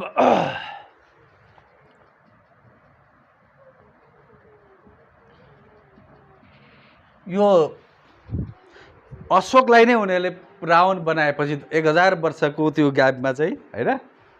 र यसमा अशोकले खासमा चाहिँ हामीले बुझ्नुपर्ने के त भन्दाखेरि यो 10वटा कुराहरू चाहिँ नराम्रा कुराहरू हुन्। ती कुराहरू हामीले त्याग्न सक्यौँ भने मात्रै कालो टिका लगाएको पनि अर्थ हुन्छ होइन।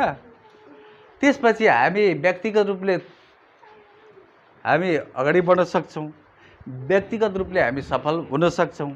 यो 3वटा कुरा छाड्यौँ भने चाहिँ त्याग्यौँ भने चाहिँ सङ्गठनलाई अगाडि बढाउन सक्छौँ, सङ्गठनलाई महान बनाउन सक्छौँ।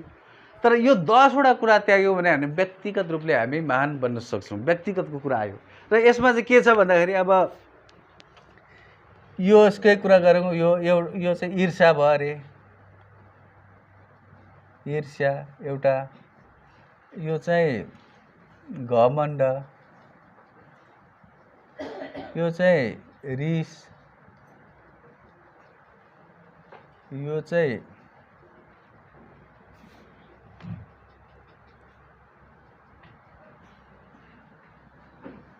अल्छी अनि यो चाहिँ अमानवीय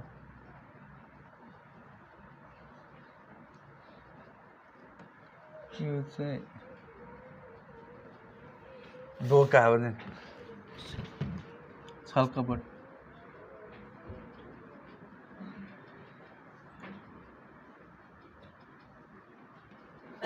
छलकपट भयो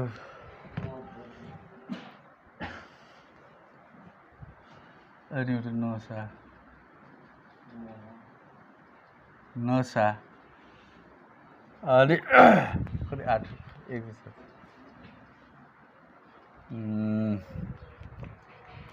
एउटा बासना भयो काम बासना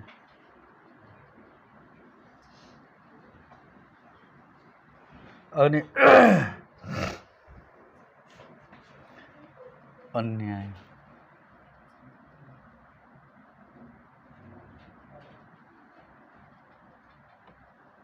एउटा चाहिँ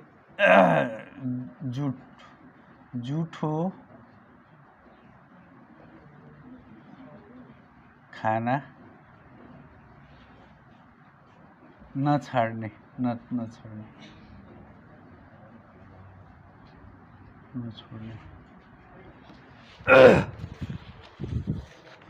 यो हामीले व्यक्तिगत तवरले चाहिँ अब हामी व्यक्तिगत रूपले महान बन्नको लागि हामीले 10 वटा कुरा त्याग्नुपर्छ सङ्गठनलाई महान बनाउनको लागि यो 3 वटा कुराहरू त्याग्नुपर्छ हामीले हैन एउटा अशोकको 10 वटा टाउकोले चाहिँ के भन्यो भन्दाखेरि उसले 10 वटा कुराहरू त्यागेर महान भएको नि त एउटा ईर्ष्या हामी रिस गर्ने गर्छौँ नि त अर्काको हैन प्रगतिमा त्यो हामीले त्याग्नु पर्यो एउटा घमण्ड भयो भने त अब भ्याएको जस्तै फुलेर मर्ने हो हैन गर्न त के गर्ने हो सकिने होइन एउटा रिसले चाहिँ सबै खत्तम हुन्छ क्षणिक रिसले चाहिँ हामी ठुलो घटनाहरू घटाउन सक्छौँ हैन त्यो रिसको हामीले देश यो खत्तम हुनुको कारण देश हाम्रो पुर्खाले हिजो कसरी बर्बाद गरे भन्दा त्यो रिसले पनि गरे हैन रिसले पनि हामी झगडा गर्ने भएर लडाइँ खेल्ने भएर गुमाउनु पर्यो हाम्रो त्यतिखेर हैन ससाना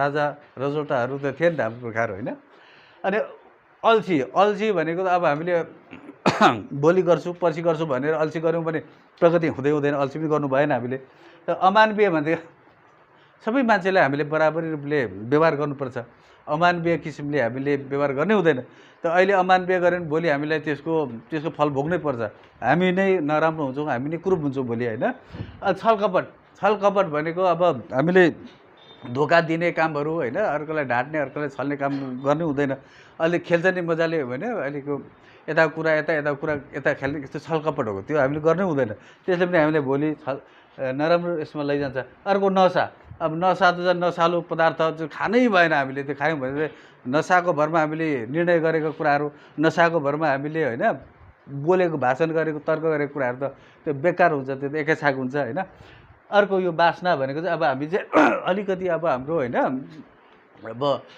अब स्त्री भने अर्काको छोरी बुहारी भन्ने बित्तिकै अब हामीले त्यसमा अब लोभिने आँखा लाउने कुराहरू हुँदैन हैन त्यसमा अब हामीले हाम्रै छोरी हाम्रै बुहारी भन्ने किसिमले जानुपर्छ र अर्को चाहिँ अन्याय भनेको चाहिँ अब अन्याय न्याय गर्नुपर्ने मान्छेलाई हैन उसले पाउनुपर्ने न्याय त गर्नुपर्छ जसको गल्ती छ उसलाई सजाय दिनुपर्छ जसले न्याय पाउनुपर्ने हो उसलाई न्याय दिनुपर्छ अनि हाम्रै सङ्गठनको हो अन्याय गर्ने चाहिँ त्यो हाम्रो सङ्गठनको होइन त्यो अर्को अन्यायमा पर्ने चाहिँ त्यसलाई अन्याय गर्नुपर्छ भन्नु थाल्यौँ भने त्यो गलत हुन्छ त्यो भोलि त त्यसले त हामी त त्यसको रिजल्ट त आइहाल्छ होइन त्यो पाप त हामीले भोग्नै पर्ने हुन्छ र अर्को सबैभन्दा जुठो खाना नछोड्ने हामीले खायो नखाँदो चाहिँ फ्याँक्यौँ भने त्योभन्दा अपराध के हुँदैन त हामीले ठिक्क खायौँ ठिक्क पकायौँ भने त धेरै पकाएर सुँगुरलाई भइहाल्छ नि कुकुरलाई भइहाल्छ उनी भन्यो भने त्यो गलत हुन्छ त्यो सुँगुरले खाने बिरालोले खाने खाना अर्कै हुन्छ होइन यस कारणले मान्छेले खाना अर्कै हुन्छ त हामीले खाने खाना र कुकुरले खाने एउटै भयो भने त हामी नि कुकुर जस्तै भइहाल्यो बिरालो जस्तो भइहाल्यो नि होइन र यस कारणले हामीले चाहिँ जुठो खाना चाहिँ ठिक्क मात्रै पकाएर ठिक्क खायौँ भने त्यो उब्रेर चाहिँ सरकारको ढिकुटीमा हैन राष्ट्रिय खाद्यान्न ढुकुटीमा जम्मा भएर जान्छ, त्यो जम्मा भएर बस्छ। त्यहाँ जम्मा भएपछि अब देश विदेशमा चाहिँ भूकम्प पीडितहरू हुन्छन्, बाढी पीडितहरू हुन्छन्, अनेक पीडितहरू हुन्छन् है। लडाइँमा लडाइँ खेलेर चाहिँ खान नपाएकाहरू हुन्छन्, पीडित भएर बसेका हुन्छन्, त्यो भोकै बसेका हुन्छन्। त्यो खाना चाहिँ उहाँ जम्मा भएर पुग्छ। त्यति ठुलो हामीले भोलि मानवताको हिसाबले त्यो किसिमले सोचेर हामीले चाहिँ खाना चाहिँ खेर फाल्नु हुँदैन। खाना खेर फाल्यौँ भने त्योभन्दा ठुलो पाप महापाप केही पनि हुँदैन। अरू चाहिँ भोकै बस्ने, आफू चाहिँ खाँदो खायो नखाँदो फ्याँक्यो गऱ्यो भने अब त ठुल्ठुलो देशहरूमा चाहिँ के हुन थालेछ, कानुन लाग्नु थालेछ। जुठो खाना जसले फ्याँक्छ उसले कति जरिवाना तिर्ने पर्ने कुराहरू चाहिँ त्यो अहिले चाइनामा चाहिँ त्यो नियम आइसकेको छ। त्यो नियम अब हामी मङ्गोलभित्र पनि लागू गर्नुपर्छ, किनभने हाम्रै मङ्गोलहरू कतिले खान पाएका छैनन् होइन र। त हामी चाहिँ खाँदो खायो नखाँदो चाहिँ फ्याँक्यो भने त्योभन्दा अपराध केही पनि हुँदैन। यो 10वटा कुरा चाहिँ आज कालो टिका लगाएर चाहिँ प्रण गर्नुहोस्, प्रतिबद्धता गर्नुहोस् होइन, आजदेखि यो पालना गर्छु भनेर। सङ्गठनलाई अगाडि मजबुत बनाउनुको लागि चाहिँ यसले चाहिँ देश बनाउँछ, समाज बनाउँछ, आउँदो भावी पिँढीलाई चाहिँ मालिक बनाउँछ, शासक बनाउँछ भनेर चाहिँ प्रतिबद्धता गर्नुको लागि, प्रण गर्नुको लागि चाहिँ यो 3वटा कुराहरू चाहिँ मैले बारम्बार दोहोऱ्याउनुको लागि चाहिँ यो हो होइन। यो कुराहरू हामीले त्याग्नुपर्छ, अझै डिसिजन गर्नुहोस्। अनि मात्रै कालो टिका लगाएको, दसैँ बहिष्कार गरेको अर्थ लाग्छ, अर्थ हुन्छ। नत्र भए त थुप्रो वर्ष भयो नि त हामी लगाएको त होइन र। थुप्रो वर्ष भयो, त्यति प्रगति त केही भएन। अब चाहिँ यो पालन नगरिकन प्रगति हुँदैन होइन। अब समय सधैँ एकनासले चल्दैन होइन। पोहोरको समय अर्कै थियो, कति सजिलो थियो हामीलाई होइन। नारा जुलुस लगाएर र्याली गरेर कालो टिका लगाएर होइन त्यसमा सभाहरू गर्नु, हाम्रो कुराहरू सुनाउनु कति सजिलो भएको थियो। तर समय सधैँ एकनासले चल्दैन। हिजो अप्ठ्यारो थियो, आज सजिलो भयो भने अर्को साल अप्ठ्यारो पर्छ, त्यो भइरहन्छ होइन। यस कारणले अब हामीले गाँठी कुरा त यही हो, हामीले पालना गर्ने कुरो यही हो होइन। त्यस कारण अब के छ भन्दा ठुला ठुला देशहरू, शक्तिशाली देशका राष्ट्र प्रमुखहरू, त्यहाँको वैज्ञानिकहरू पनि के भइरहेछ, उनीहरू पनि निराश भइसकेका छन् होइन। निराश भइसकेका छन्, के हुन लागेको, के हुँदैछ अब होइन। कसैलाई टेर्नेवाला छैन, कसैले भनेको मान्नेवाला पनि छैन। के हुन आँट्यो यो ठुलो होइन एउटा दुर्घटना पो हुन आँट्यो कि यो संसारमा भनेर उनीहरू पनि कन्ट्रोल गर्न नसक्ने होइन, उनीहरूले पनि ठिम्माउनु नसक्ने अवस्था आइसकेको छ होइन। यसकारण हामीले पनि यो परिस्थिति हेरेर अगाडि बढ्नुपर्ने हुन्छ। किनभने मैले अघि भने नि, चोट चाहिँ नि तपाईँको चोट अब यो 5वटा इन्द्रियको कुरा गरेँ मैले अघि होइन। कान, आँखा, नाक, जिब्रो, अर्को छाला होइन।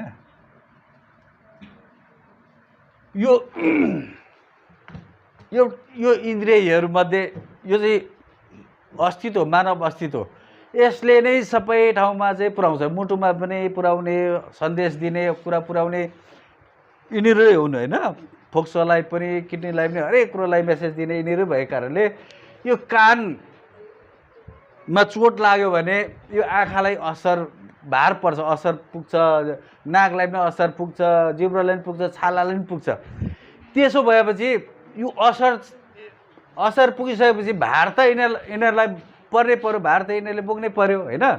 यस्तै पृथ्वीमा पनि के भयो त भन्दाखेरि अहिलेको एडभान्टेज जुन एउटा टेक्नोलोजी छ होइन, यस्तो विकसित मुलुक भइसकेको छ होइन। त्यसमा के भयो त भन्दाखेरि अब पृथ्वीको पनि इन्द्रियहरू छन् नि त, पृथ्वीको पनि इन्द्रियहरू छन् होइन। पृथ्वीको इन्द्रियमा चाहिँ अब हामीले देख्ने भनेको चाहिँ के हो त भन्दाखेरि पृथ्वीमा हामीले देख्ने भनेको त यो ठोस ढुङ्गा माटो देख्न सक्छौँ होइन र। अनि हामीले देख्ने पनि पानी देख्न सक्छौँ, अर्को ग्यास भयो, नाइट्रोजनहरू भए होइन, यो अक्सिजनहरू भए, यिनीहरू त देख्न सक्दैनौँ। त यिनीहरू चाहिँ पृथ्वीको चाहिँ के हो त भन्दाखेरि पृथ्वीको इन्द्रियहरू हो तिनीहरू चाहिँ होइन। माटो पनि पृथ्वीको अस्तित्व हो, इन्द्रिय हो, पानी पनि हो। यति त देख्छौँ नि हामीले, त्यो यो हावा पनि देख्न सक्दैनौँ, नाइट्रोजन पनि देख्न सक्दैनौँ, ग्यास पनि देख्न सक्दैनौँ। हौ त्यस्तै ग्यासमा चोट पुग्यो कि, अक्सिजनमा अब ग्यास चोट पुग्यो कि, होइन, नाइट्रोजनमा अब चोट पुग्यो कि, त्यो चोट पुगिसकेपछि चाहिँ पृथ्वीले पनि एकपल्ट त्यो ब्यालेन्सको लागि, होइन, त्यो कानमा चोट लाग्यो भने आँखाले कसरी काम गर्ने, नाकले कसरी काम गर्ने जस्तै एउटा ब्यालेन्स मिलाउनुको लागि चाहिँ पृथ्वीले पनि अब यहाँको शासकहरूले, अहिलेको ठुला ठुला शक्तिशाली मुलुकहरूले त विभिन्न अत्याधुनिक हात हतियारहरू बनाए, होइन, विस्फोटक पदार्थहरू बनाए, मिसाइलहरू बनाए नि त।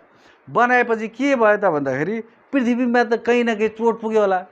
पृथ्वीको त्यो 5वटा इन्द्रिय मध्ये कहीँ न कहीँ त चोट पुग्न गयो होला। त्यो चोट पुगिसकेपछि चाहिँ त्यो पृथ्वीले पनि ब्यालेन्स मिलाउनुको लागि चाहिँ त्यसरी केही न केही घटनाहरू घट्ने गर्छ। भूकम्प आउला, होइन, रोग महामारी आउला, आदि इत्यादि पठाएर भए पनि उसले ब्यालेन्समा, पृथ्वीलाई ब्यालेन्समा राख्नुको लागि उसले त्यस्तो गर्न सक्छ। त्यो पो हो कि भनेर वैज्ञानिकहरू पनि चिन्तित छ। ठुला ठुला मुलुकका शक्तिशाली शासकहरू पनि चिन्तित भइसकेका छन्, होइन। यस कारणले अब हामीले चाहिँ यतिखेर चाहिँ अब त्यस्तो शक्तिशाली मुलुकका शासकहरू नै चिन्तित छन् भने, होइन, वैज्ञानिकहरू नै, विज्ञहरू नै चिन्तित छन् भने त हामीले पनि यतिखेर पालना गर्नु पऱ्यो नि त, होइन। पालना गर्नु पऱ्यो। अब हामीले पनि घर घरमा लगाएर हुन्छ कि, होइन, घर घरमै अब हामीले चाहिँ अब अघि साथीहरूले पनि भन्नुभयो, घर घरमै अब हामीले सुरुवात गऱ्यौँ। सबै कालो टिका लाउनुको अर्थ त त्यही हो। यो पालना गर्न सक्यौँ भने लगाएको र नलागेको अर्थ नै हुँदैन, होइन। त्यस कारण अब त्यसपछि हेर्नुहोस् दीपावली आउँछ है। त्यो दीपावली भनेको चाहिँ अब पछि भेट होला नहोला तपाईँ हाम्रो, होइन। त्यो दीपावली पछाडि पनि भेट हुनसक्छ। त्यो अघि मैले दसैँको कुरो गरेँ, होइन। त्यो दसैँ चाहिँ किन त्यसो 1000 वर्षको अशोकको इतिहास ग्याप भयो, त्यहाँको भारतको इतिहास नै ग्याप भयो त भन्दाखेरि त्यो अशोकले चाहिँ बुद्ध त्यो सबै 10वटा नराम्रो कुरा त्यागेर, लडाइँ खेल्न छाडेर, त्यागेर, कलिङ्गको युद्धमा धेरै लाखौँ मान्छे मरेको देखेर, रगत बगेको देखेर उसले चाहिँ युद्ध त्यागेर चाहिँ बुद्धको शरणमा आएको समय भनेको चाहिँ यो असोज महिनामा थियो। यसरी असोज महिनामा भएको कारणले 1000 वर्षको इतिहास ग्याप भएपछि के भयो त भन्दाखेरि अशोक जस्तो सम्राटले चाहिँ बुद्धको दर्शन, मङ्गोल दर्शनलाई अपनायो भने, अँगालेको थियो भने, त अहिले यो कुराहरू यहाँको मूलवासी, भारत र नेपालका मूलवासीहरूले थाहा पायो भने त सबै नै अब बुद्धको शरणमा जानेछन्, मङ्गोल दर्शनमा जानेछन् भनेर उनीहरूले चाहिँ त्यसमा चाहिँ एउटा राक्षसहरूको कथाहरू, होइन, दुर्गाले महिषासुरलाई मारेको, दुर्गाले शुम्भ निशुम्भलाई मारेको, रामले रावणलाई मारेको अनेक कथाहरू जोडेर चाहिँ उनीहरूले के गरिदियो भन्दाखेरि त्यो अशोकलाई नै ओझेलमा पारिदियो। त्यो वास्तविक हामीले बुझ्न सकेनौँ। हामीले जुन कुराहरू सिक्नुपर्ने थियो त्यो दसैँबाट, होइन, त्यो विजय दशमीबाट त्यो कुरा हामीले सुन्न पनि पाएनौँ, सिक्न पनि पाएनौँ। पछि त कुरो त इतिहास त अर्कै भइदियो। यहाँ त अर्कै भयो। राक्षसलाई चाहिँ देउताले मारेको दिनको खुसियालीमा चाहिँ भन्ने कुरो भयो। र नेपालमा पनि त्यही असोजकै, होइन, त्यसमा पारेर चाहिँ विजय दशमीको दिन पारेर नेपालमा पनि टक्क उनीहरूले के गर्यो भने हाम्रो घले राजाको टाउको काटिदियो। त्यसपछि त्यहाँको चाड त यहाँकोले, नेपालकोले मान्दैन थियो पहिला, तर ठक्क त्यही दिन पनि विजय दशमीको दिन त्यहाँ त्यही मनाउँथ्यो उता, होइन, इन्डियामा। त्यही दिन पारेर यिनीहरूले घटना घटाए। त्यसरी नेपाल र इन्डियाको इतिहास चाहिँ एउटै, विजय दशमी भनेको एकै दिन एकैसाथ एउटै कुराले मनाउने सुरु गर्यो उनीहरूले। र अर्को दीपावली चाहिँ के हो त भन्दाखेरि दीपावली त झन् तपाईँको ज्ञान दिने र लिने समय हो। दीपावली भनेको ज्ञान लिने र दिने भनेको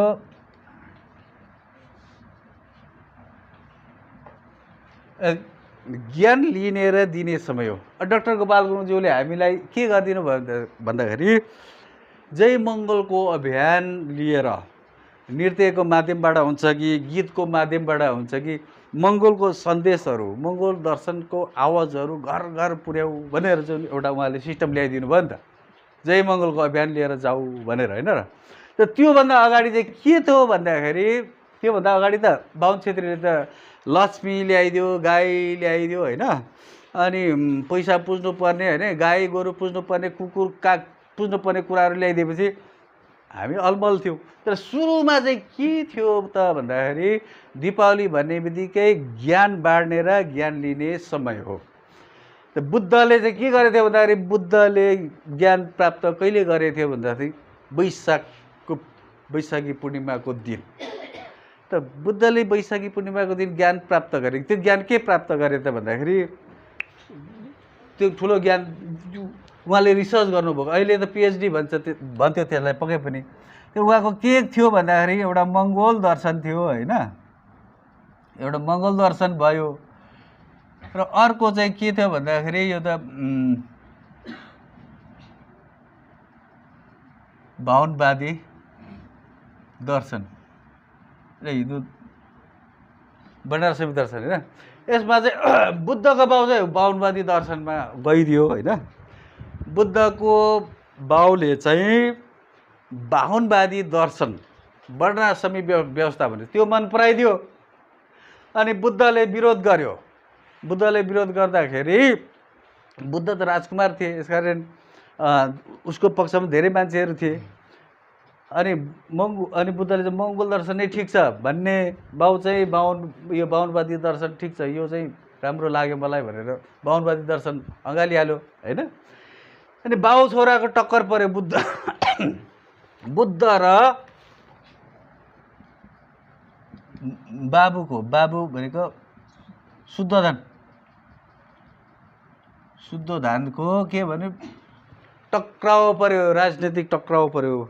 टक्राउ पर्दाखेरि बुद्ध चाहिँ मङ्गोल दर्शन नै ठिक छ भने, किन साना ठुला उच निच असमानताको कुराहरू ठिक छैन, अनि बाहुनवादी दर्शनमा त्यस्तो कुराहरू त्यो ठिक छैन।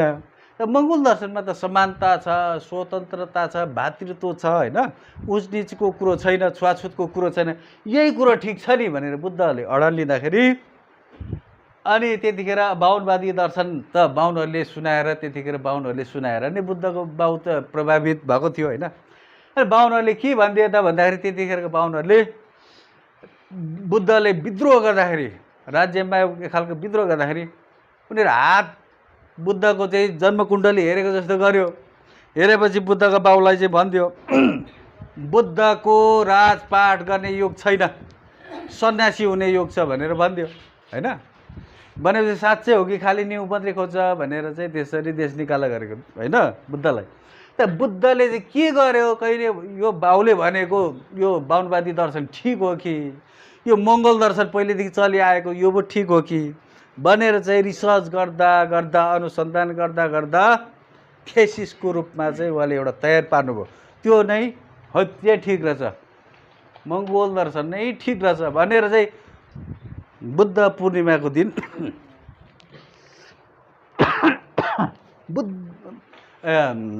वैशाखी पूर्णिमाको दिन चाहिँ बुद्धले चाहिँ डिसिजन गरेको दिन हो, यो मङ्गोल दर्शन नै ठिक हो भनेर चाहिँ। केले ठिक हो भन्दाखेरि यो कारणले चाहिँ ठिक हो भनेर चाहिँ त्यो डिसिजन गरेको, निर्णय गरेको दिन हो। त्यो बुद्धको बाउले बोलायो। त्यसपछि बुद्धले ज्ञान प्राप्त गरिसकेपछि, वैशाखी पूर्णिमामा ज्ञान प्राप्त गरिसकेपछि दरबार आउनु पर्यो होइन। दरबार आएर हामीलाई दर्शन दिनु पर्यो, ज्ञान दिनु पर्यो भन्दाखेरि बुद्धले चाहिँ त्यो वैशाखी पूर्णिमामा चाहिँ अब आफूले गएर मात्रै भएन, त्यो टाढाबाट आउनेहरूलाई पनि बर्खा लाग्यो, असार लाग्छ होइन, जेठ लाग्छ, अनि जङ्गलको बाटो जानुपर्ने होइन, बाघ भालु होइन, साँपदेखि लिएर किरा फटेङ्ग्राको पनि डर हुने, बाढी पहिरोको पनि डर हुने भयो। त अरू धेरै टाढाबाट आउनेहरूलाई पनि असुविधा हुने भएपछि अनि बुद्धले चाहिँ कार्तिकको औँसीमा आउँछु भनेर चाहिँ बुद्धले भनेको हुन्छ। त्यो कार्तिकको औँसीमा चाहिँ जाँदाखेरि बुद्ध दरबार पुग्छ। दरबार पुग्दा भव्य स्वागत हुन्छ। बुद्धसँग त अरू पनि जान्छन्, भिक्षुहरू धेरै जान्छन् होइन। त भिक्षुहरूलाई चाहिँ अनि माछा मासु त खाँदैन त्यो भिक्षुहरूले, अनि रोटी सोटी पकाएर दिने, अहिले पनि रोटी पकाउँछ नि होइन र। त त्यो रोटी त्यतिखेरको चलन हो त्यो होइन। बुद्धले चाहिँ अनि त्यतिखेर ज्ञान बाँडे, दर्शन बाँडे, त्यतिखेर धेरै मान्छे सुन्न आए होइन। त्यसपछि अब कुरो त आउँछ, बलिराजाको पनि कुरा आउँछ। त्यसै बलिराजाले पनि त्यसरी नै लगे बुद्धलाई होइन, बुद्धलाई आफ्नो दरबारमा लगे अनि सारा जनतालाई दीपावली गर, बुद्ध एउटा दर्शनको एउटा ज्योति एउटा खासमा यो अहिले दियो बाल्छौँ नि, त्यो चाहिँ खास बुद्ध भनेको ज्योति हो नि त होइन, त्यो चाहिँ एउटा उज्यालो हो, शान्तिको ज्योति हो नि त। तर खासमा हामीले बालेको चाहिँ त्यो दियो बालेको चाहिँ दीपावलीमा त्यो चाहिँ ज्योति बालेको, बुद्धको ज्योति बालेको होइन। त्यसरी चाहिँ बुद्ध चाहिँ त्यसरी ज्ञान बाँड्न पुगिसकेपछि त्यतिखेर ज्ञान बाँड्ने चलन भयो होइन। तर त्यसलाई ओझेल पार्नको लागि र फेरि भीमराव अम्बेडकरले पछि के गरे त भन्दाखेरि 1000 वर्षको इतिहासै छैन, नभए थाहा भएन। पछि चाहिँ भीमराव अम्बेडकरले पनि के गरे त बुद्ध धर्म ग्रहण गर्यो। उसले 7 लाख दलित अछुत बनाइएकाहरूलाई चाहिँ एकैचोटि उसले पनि बुद्ध धर्ममा चाहिँ अब सबैलाई चाहिँ यो गराए होइन, प्रवेश गराए। त्यो दिन त मङ्सिरमा पुग्छ। त्यो मङ्सिरमा पुग्ने भएको कारणले उसको कुरालाई पनि यो के अरे यो पछि छठ पूजा के गरेर भयो भने लामो तन्काएर चाहिँ अशोकलाई पनि के अरे अशोकलाई हिजो ओझेल पारे दसैँले, अनि भीमराव अम्बेडकरलाई पनि ओझेल पारे, अनि बुद्धले ज्ञान बाँडेको दिनलाई औँसीको दिनलाई पनि ओझेल पारे। के अरे औँसीभन्दा अगाडि कुकुर काग तिहार ल्याइदिएर होइन, त्यो औँसीको दिन गाई भनेर ल्याइदिएर चाहिँ हाम्रो मान्छेलाई चाहिँ अल्मलायो। त्यसपछि डाक्टर गोपाल गुरुङ एउटा दूरदर्शी महामानव भएको कारणले उहाँले फेरि त्यसलाई उजागर गर्नुभयो, त्यो कुरालाई फेरि उत्खनन गर्नुभयो। त उहाँले हामीलाई फेरि त्यो दीपावलीको दिन चाहिँ त्योभन्दा 2 दिन अगाडि हुन्छ कि कति दिन हुन्छ, 10 दिन अगाडि भए पनि हुन्छ, तर त्यो दिन चाहिँ जय मङ्गोलको अभियान लिएर जाऊ, मङ्गोल दर्शन सुनाऊ, घर घरमा गएर सुनाऊ भन्नु र बुद्धले त्यतिखेर दर्शन सुनाउनु एउटै भयो कि भएन? एउटै भयो नि होइन, एउटै भयो। यसकारण अब हामीले यसपालि पनि अप्ठ्यारो होला होइन, नाचगान गर्नु त नदेला, त्यो समय परिस्थिति त्यस्तै छ। नाचगान गर्न नदिए पनि अब हामीले के गर्नु, पर्चा त हामीले लिएर जान सक्छौँ, किताब त लिएर जान सक्छौँ नि त होइन र। त्यो किताब पर्चा लिएर गएर पनि भेटघाट गर्न सक्छौँ, मङ्गलको दर्शन सुनाउनु सक्छौँ होइन। अनि त्यो दान दिने समय पनि हो होइन, रोटी पनि दिए त्यतिखेर होइन र, रोटी भने दान दिएको नि, त्यतिखेर खाना दिएको नि त। त्यो खानु दियो भने खाइ पनि दिने, पैसा दियो भने पैसा पनि लिने, त्यो सङ्गठनको लागि हो नि त होइन, चिठी काटेर पहिल्यै दिँदा पनि हो। यसपालि नाचगान गर्न नसक्ने भयौँ, तर पनि सङ्गठनको अब आउने दिनहरूमा विभिन्न कार्यक्रमहरू छन्, ठुला कार्यक्रमहरू छन् होइन। त्यसको लागि पनि तपाईँहरूले चाहिँ दान दिने समय नै हो होइन, भिक्षुलाई रोटीसोटी दान दिने, भिक्षा दिने समय हो त्यो, त्यतिखेर पनि दिएकै हो। त अहिले पनि त्यो दिन चाहिँ नछुटाउनु होला। तर हामी चाहिँ तपाईँ भेटघाटको लागि 2-4 जना भए पनि तपाईँहरू घर आँगनमा आउँछौँ भनेर त्यो किसिमले चाहिँ जानुपर्छ होइन। त परिस्थिति अप्ठ्यारो छ, हामी विपरीत गयौँ भने अघि भने मैले मङ्गोलकै अनुहार, मङ्गोलकै नाम लिएर, डाक्टर गोपाल गुरुङकै नाम लिएर, मङ्गोल नेसनल अर्गनाइजेसनकै नाम लिएर एउटा विद्रोही यो मचाउनु खोजिरहेछ होइन, आन्दोलन मचाउनु खोजिरहेछ। संसारभरमा एक खालको गलत म्यासेज जाओस्, मङ्गोल नेसनल अर्गनाइजेसन चाहिँ सन्तुष्टि छैन नेपालको यो शासकहरूप्रति, त्यहाँ संविधानप्रति भनेर उल्टो त्यो मेसेज पठाउनुको लागि एउटा त्यो खेल भइरहेछ। त्यसको लागि त्यसमा हामी सजग हुनुपर्छ। अनि भेला भइसकेपछि, भेटघाट भइसकेपछि होइन कुरा थाहा हुने हो। तर हामी भेला हुन सकेनौँ, बैठकमा आउनु सकेनौँ भने त्यो कुरा थाहा हुँदैन। यदि तपाईँहरू आउनुभयो, यो कुरा थाहा भयो, यदि तपाईँहरूले यो कुराहरू अगाडि लैजानुपर्छ। यतिखेर हामी बडो संयमता अपनाउनुपर्छ, अनुशासित हुनुपर्छ होइन। हेर मैले भने अब तपाईँहरू अबको 5-6 वर्ष पछाडि समाज मैले हेर्दाखेरि, मान्छेहरूको त्यो हेर्दाखेरि होइन, एउटा जमात देख्दाखेरि एमएनएममा आउँदैछ। त्यसको लागि तपाईँहरूले सत्य बोलिदिनुहोस्, झुटो बोल्दै नबोल्नुहोस्। झुटो बोल्नु भयो भने त्यही भयो नि त, बाहुन छेत्री जस्तै भइयो, जनजाति आदिवासी जस्तै भइयो नि त होइन र। तर आफू चाहिँ छुट्टै हुनु पऱ्यो नि त, मूलवासी मङ्गोल डाक्टर गोपाल गुरुङको दर्शन र सिद्धान्त लिएको त छुट्टै हुनुपर्छ। अनि स्पष्ट बोलिदिनुहोस्, सत्य यथार्थ कुरा बोलिदिनुहोस्, स्पष्ट बोल्नुहोस्, सत्य यथार्थ कुरा बोलिदिनुहोस्। र त्यसपछि एउटा मिठास बोलिदिनुहोस् होइन, मिठासपूर्ण किसिमले। अरू त अब अरू पार्टीकाहरू नेताहरूले अब होइन आगो उकल्ने खालको कुरा गरे पनि हामीले चाहिँ एउटा मिठास बोलेर चाहिँ अब चाहिँ ओहो मङ्गोल नेसनल अर्गनाइजेसनको कार्यकर्ताहरू नेताहरू जस्तो पो हो त नेता भन्ने कुरो त खासमा चाहिँ उनीहरू पो नेता हो या सबै व्यवहार राम्रो आचरण राम्रो बोली वचन सबै राम्रो तर्क वितर्क सबै राम्रो छ भनेपछि नै उनीहरू खुसी भएर उनीहरूले सही गर्ने हो। तर अब हामी पनि हान्ने गोरु जस्तै भएर गयौँ उनीहरू पनि हान्ने गोरु जस्तै भयो भने त त्यो जुधाइ हुन्छ एक्सिडेन्ट मात्रै हुन्छ केही पनि हुन्छ होइन। र त्यसमा चाहिँ अति हामीले ध्यान दिनुपर्ने कुराहरू छ होइन। अघि मैले भने नि अब संसारका ठुला ठुला होइन शक्तिशाली राष्ट्रका प्रमुखहरू पनि वैज्ञानिकहरू किन चिन्तित छन् भन्दाखेरि अब नेपाल संसारमा चाहिँ एउटा मङ्गोल भयो एउटा आर्य भयो एउटा चाहिँ निग्रो तीन वर्णका मानिसहरू होइन उत्पत्ति भएका छन् होइन। तर अब यो विश्वमा चाहिँ सुपर पावर बन्नको लागि चाहिँ निग्रो चाहिँ भागै लिएन यसमा। निग्रोले चाहिँ अब हामी तयारी छैन हामी जङ्गलमै छौँ होइन।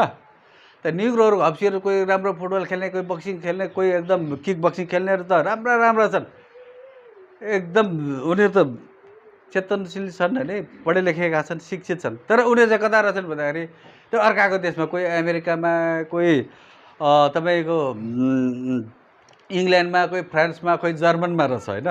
तर उनीहरूको आफ्नै मुलुक छ नि अफ्रिकी महादेशमा जति पनि कालाहरूको देशहरू छ नि तर उनीहरू चाहिँ एकदम गरिब छ अनि अझै सभ्य भइसकेको छैन। यसकारण उनीहरूले यो विश्वयुद्धमा चाहिँ अझै सुपर पावर बन्ने युद्धमा चाहिँ उनीहरूले भाग लिएन। भाग नलिएपछि के भन्दा यो मेटियो निग्रो मेटिएपछि अब कसको लडाइँ भइरहेछ भन्दाखेरि अब आर्य र मङ्गोलको होइन। आर्य र मङ्गोलको अब आर्यले त चलायो यत्रो वर्ष होइन। अब मङ्गोलले टेर्न छोड्यो। अब हामी तयारी भयौँ अब हामी सुपर पावर बन्छौँ भनेर चाहिँ मङ्गोलको शक्तिशाली अब मुलुक भनेको त चाइना भयो यिनीहरू भए उत्तर कोरिया भए उनीहरू अमेरिकालाई नटेर्ने भइसक्यो उनीहरू होइन। त्यसो भएपछि के भन्दा अब उनीहरू चाहिँ हामी तयारी भयौँ हामी सुपर पावर बन्नको लागि तयारी छौँ त्यसको लागि च्यालेन्ज गर्छौँ भनेर चाहिँ त मङ्गोलहरूले भन्न थाल्यो। त्यो आर्यहरू पनि हामी पनि अब होइन पहिलाको हामी सिनियर डन हौँ भनेर चाहिँ उनीहरू पनि तयारी भएर बसिरहेको छ। र यो लडाइँमा चाहिँ कुन टिमले भाग लिएको छ भन्दाखेरि आर्यको तर्फबाट चाहिँ यिनीहरू मिलेर चाहिँ यस्तो लडिरहेछ होइन। जस्तै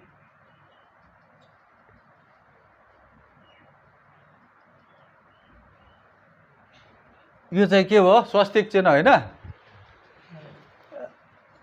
अब अर्को चाहिँ तपाईँको यस्तो छ यो चाहिँ के हो षट्कोण होइन। अनि यता चाहिँ यो मङ्गोल भनेको चाहिँ यो ताराको चाहिँ कोण कतिवटा 5वटा हुन्छ षट्कोणको चाहिँ 6वटा हुँदो रहेछ होइन। अनि यता चाहिँ यता पक्ष चाहिँ को छ भन्दाखेरि अर्को यो जुन यतापट्टि चाहिँ तारा र अनि एउटा सानो तारा अनि जुन। यसमा चाहिँ के भन्दाखेरि यो चाहिँ प्युर आर्य भए यो षट्कोणवाला चाहिँ यहुदी यो बिग्रेको आर्य भयो। जस्तै यहाँको बाहुन र छेत्री भने जस्तै नि दुइटै आर्य त आर्य हो नि त होइन र। त्यो आर्य प्योर आर्यले यिनीहरूलाई चाहिँ आर्य मान्छेहरू पनि गन्थेन यिनीहरूलाई के गन्थे भन्दाखेरि अनैतिक सन्तान भने जस्तो नि थियो होइन। अनि यतापट्टि के भन्दाखेरि यो चाहिँ मङ्गोल भयो प्योर मङ्गोल तारा चाहिँ तपाईँले चिनको झन्डा हेर्नु उत्तर कोरियाको भियतनामको बर्माको डाक्टर गोपाल गुरुजीको त्यो झन्डा हेर्नुहोस् त प्रस्तावित झन्डा तारा छ कि छैन छ नि होइन ठुलो तारा छ नि। यो चाहिँ मङ्गोलहरूको प्रतीक हो यो चाहिँ तारा चम्किलो तारा होइन। यो चाहिँ मङ्गोल त मङ्गोल हो तर बिग्रेको मङ्गोल होइन चाहिँ मुगोल भन्छ यिनीहरूलाई। यो मुगल भनेको चाहिँ यो इस्लाम धर्म मान्नेहरू छन् नि, चङ्केज खाको चाहिँ पनाती, चङ्केज खाको छोरा कुब्ला खाको छोरा ओब्लाइ खाको छोरोले चाहिँ एउटा आर्य पर्सियन केटी बिहे गर्यो। बिहे गरेपछि त्यसबाट चाहिँ जन्मेको बच्चा खच्चड भयो, त्यो वर्णशङ्कर भयो।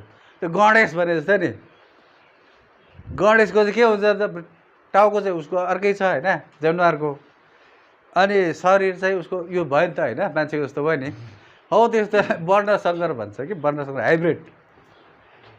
बाउ चाहिँ मङ्गोलै भए, आमा चाहिँ पर्सियन आर्यन केटीबाट जन्मिएकोहरू चाहिँ मुगल भए। उनीहरू चाहिँ धर्म के मान्छन् भन्दा प्रायः इस्लाम मान्नेहरू भए होइन, इस्लाम धर्म माने। अनि एउटा मङ्गोल यता आर्य भए। यो आर्यहरूले चाहिँ शासन गरे, यो विश्वमा सुपर पावर बन्यो। तर अब यहुदीले के भन्छ भन्दाखेरि अब हामी गर्छौँ नि भन्छ। यो यहुदीहरूले चाहिँ, जो यहुदी भनेको यिनीहरूले देश पाएको छ इजरायल होइन, सन् 1948मा। र यहुदीले चाहिँ हामी गर्छौँ, अब विश्वको सुपर पावर हामी हुन्छौँ भन्दाखेरि चाहिँ अब यो मुगलले पनि टेर्दैन यहुदीहरूलाई, इजरायलीहरूलाई होइन, यिनीहरू लड्न तयारी भइराखेको छ। र अहिले सिधै अब आर्यहरूको प्रतिनिधित्व उसले गर्दैछ अमेरिकाले, यता मङ्गोलहरूको प्रतिनिधित्व चाइनाले गर्दैछ होइन। अनि अहिले चाहिँ यसलाई स्वीकार्यो भने, अनि यो मुगलहरूले चाहिँ मङ्गोललाई स्वीकार्यो भने चाहिँ स्वीकारिसकेको छ एक प्रकारले। अब निर्णायक युद्ध हुन्छ। निर्णायक युद्ध भएपछि अनि जसले जित्छ उही सुपर पावर भए होइन। सुपर पावर भएपछि मात्रै अनि अहिले तपाईँ हामीलाई अप्ठ्यारो छ नि त होइन, तपाईँ हाम्रो हातमा त यो देशको ताला चाबी त छैन होइन। अब जे आयो भने मान्नै पऱ्यो होइन, जे तर्सायो भने जे भनेर तर्सायो भने तर्सिनै पऱ्यो। किन त भन्दाखेरि हामीले राजनीति सत्ताको चाबी चाहिँ हाम्रो आफ्नो मुलुकको अर्कैलाई जिम्मा दिएको छौँ, यहाँको बाहुन छेत्रीलाई जिम्मा दिएको छौँ। त्यसकारण त्यो लकडाउन गर्ने हो कि लकडाउन खोल्ने हो कि भ्याक्सिन ल्याउने कि सबै काम उनीहरूले गर्छ, हाम्रो हातमा त छैन। यसकारण अहिले यो माथि नै धमिलो छ। अहिले विश्व सुपर पावरको लागि चाहिँ जहाँनिर वार हुँदैछ, अहिले चाहिँ व्यापारिक वार मात्रै हुँदैछ, अब साँच्चैको वार हुन्छ। साँच्चैको वार भइसकेपछि यहाँ अहिले धमिलो छ। धमिलोपछि हामी तल छौँ, तल हामीले सङ्लो खोजेर हुँदैन, सङ्लो पाउँदैनौँ हामीले। यहाँ सङ्लो हुनुपर्छ पहिला होइन। अब विश्वको सुपर पावर को हो त्यो छिनोफानो हुनुपर्छ, अनि मात्रै तल हामीले सङ्लो पाउँछौँ। न त अहिले पनि हामीले सङ्लो नै भइरहन्छ होइन, धमिलो नै भइरहन्छ। किन हामी जहिले पनि आत्तिनुपर्छ, आत्तेस हुनुपर्छ। ल हो आज त लकडाउन हुने अरे, आज बजार बन्द हुने अरे, ल आज नाकाबन्दी हुने अरे, ल रोग आयो अरे होइन, ल महामारी फैलियो अरे, ल होइन। यस्तो आदि इत्यादि कुराबाट हामी किन डराउनुपर्छ, किन त्रसित हुनुपर्छ भन्दाखेरि अब ताला चाबी त हाम्रो हातमा छैन होइन। ताला चाबी नभएपछि अब यहाँको हिन्दू आर्य शासकहरूले जे भन्छ ठिकै त होला नि भन्दै बस्नु मात्रै हो हामीले त होइन। र यहाँनिर यिनीहरूको निर्णायक युद्ध भएर यो एउटा नेग्रोले त भागै लिएन, त्यो वकओभर खायो। त यो चारवटा टिममा चाहिँ यता यो र यो खेलेर आउँछ, एउटै भएर आउँछ। अब यिनीहरू खेलेर त एउटै भएर आउँछ। यसमा पनि यसलाई जिम्मा दिन्छ, ल अगाडि बढ भनेर साथ दिन्छ होइन। त्यसरी हुँदै आइरहेको छ अहिलेको लडाइँ होइन। तपाईँहरूले बुझ्नुभएको छ कि छैन अहिले, त्यो पनि हेर्नुपर्छ। अनि यहाँ सङ्लेपछि मात्रै हामी यहाँ सङ्लो पाउनु सक्छौँ। त्यही भएर मैले तपाईँले 5-6 वर्ष चाहिँ अब तपाईँहरू तयारी भएर बस्नुहोस्, तयारी भएर यसमा आफूले तयारी गर्नुहोस्, सङ्गठनलाई फाइदा हुने खालको निर्णय गरेर जानुहोस् होइन, त्यसलाई पालना गर्नुहोस्।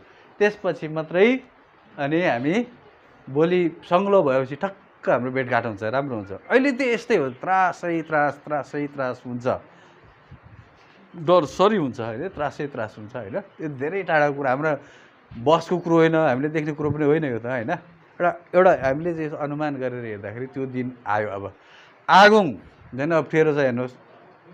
आगोङ चाहिँ किन अप्ठ्यारो देखिन्छ भन्दाखेरि आगोङ त यसपालि धेरै वर्षा भयो, धेरै धान खेतीबालीहरू निकै राम्रो भयो नि त। आगो भयो परागौँ त्यो नहुनसक्छ। परागौँ नभएपछि के हुन्छ भन्दाखेरि सुक्खा लाग्नुसक्छ, बाली हिनाली नराम्रो हुनसक्छ। त्यसै भएपछि मान्छे त चोर्न थाल्यो। चोर्नु कसरी थाल्यो भन्दाखेरि त्यो बौद्धिक सर्कलकाहरूले धनीहरूले चोर्न थाल्यो। तपाईँले देख्नुभयो कि बाहिर चोरेको जिउँदै मान्छेको किडनी आँखा चोर्नु भनेको चोरेको हो नि त होइन र। त्यसले के सङ्केत दियो त भन्दाखेरि अब ग्रास लेभलमा पनि चोरी डकैती हुने रहेछ भन्ने कुरा चाहिँ त्यो सङ्केतले देखाउँछ। अब किनभने या त बर्सात कम्ती भयो भने बाली नाली भएन त मान्छे त खोसाखोस हुन्छ होइन र। त्यसपछि अर्को वर्षमा चाहिँ के देखिन्छ भन्दाखेरि अहिलेको यो त मन्द मन्द हावा मात्रै हुन्छ यो जुन एउटा रोग महामारी त होइन। र यो अब चाहिँ यसको 2-3 साल अगाडि नै एउटा म्यासेज दिएको हुन्छ कि मान्छेले पनि दिएको हुन्छ। त्यो म्यासेज 2-3 सालमा आउँछ त्यो आएपछि त तहस नहस हुन्छ मान्छे त होइन, आत्तिन्छ के हुन्छ। त्यसपछि अनि त्यो शक्तिशाली मुलुकहरू छ नि त हतियार भएकोहरू, त्यो उनीहरूले त सानो सानो मुलुकलाई त कब्जा गरेर उनीहरूले त जितेर आफ्नो अन्डरमा राख्छ। त्यसपछिको दिनमा मात्रै मैले भने अनि मान्छे चाहिँ त्राहिम हुन्छ नि, जताततै निराश हुन्छ। ला हो खालि यता पनि बन्द, यता पनि नाकाबन्दी, यता पनि महामारी, यता पनि लडाइँ, यता पनि लास, यता पनि खुनै, यता पनि अब रगतको बेल बगेको देखेपछि मात्रै मान्छे चाहिँ के हुन्छ भन्दाखेरि होसमा आउँछ। होसमा आइसकेपछि सारा उसले ईर्ष्या घमण्डहरू सबै त्याग्छ। त्यागेपछि अनि मैले अघि भने नि डाक्टर गोपाल गुरुङज्यूलाई खोज्ने, बुद्धलाई महामानव बुद्धलाई खोज्ने, मङ्गोल नेसनल अर्गनाइजेसनलाई खोज्नेहरू त्यसपछि आउनेछन् होइन। त्यसको लागि हामी तयारी भएर बस्यौँ भने पो, झोला ठिक पारेर बस्यौँ भने पो झोलामा अट्छ। त झोलै छैन भने त चिप्लेर जान्छ फेरि होइन। बन्दैमा तपाईँहरू आइदिनु भयो होइन। मैले केही म्यासेज दिनै पर्ने थियो होइन, निरन्तर रूपले दिइरहेको छु 2-3 महिनादेखि होइन। यसकारण अबले यो कुराहरूलाई तपाईँहरूले मध्यनजर गरेर तपाईँहरूले अरूलाई पनि तपाईँहरूले बताउनु पर्ने हुन्छ। यो निकै माथिल्लो स्तरको कुराहरू हो होइन। किनभने ग्रास लेभल कुरा त तल्लो तहका साथीहरूले सुनाइहाल्नुहुन्छ, यो माथिल्लो तहको तपाईँहरूले माथि नै सुनाउनु पर्ने हुन्छ होइन। आइदिनु भयो होइन। जिल्ला सभा आयोजक सभालाई पनि धेरै धेरै धन्यवाद दिँदै म तपाईँहरू म अहिले बिदा लिन चाहन्छु।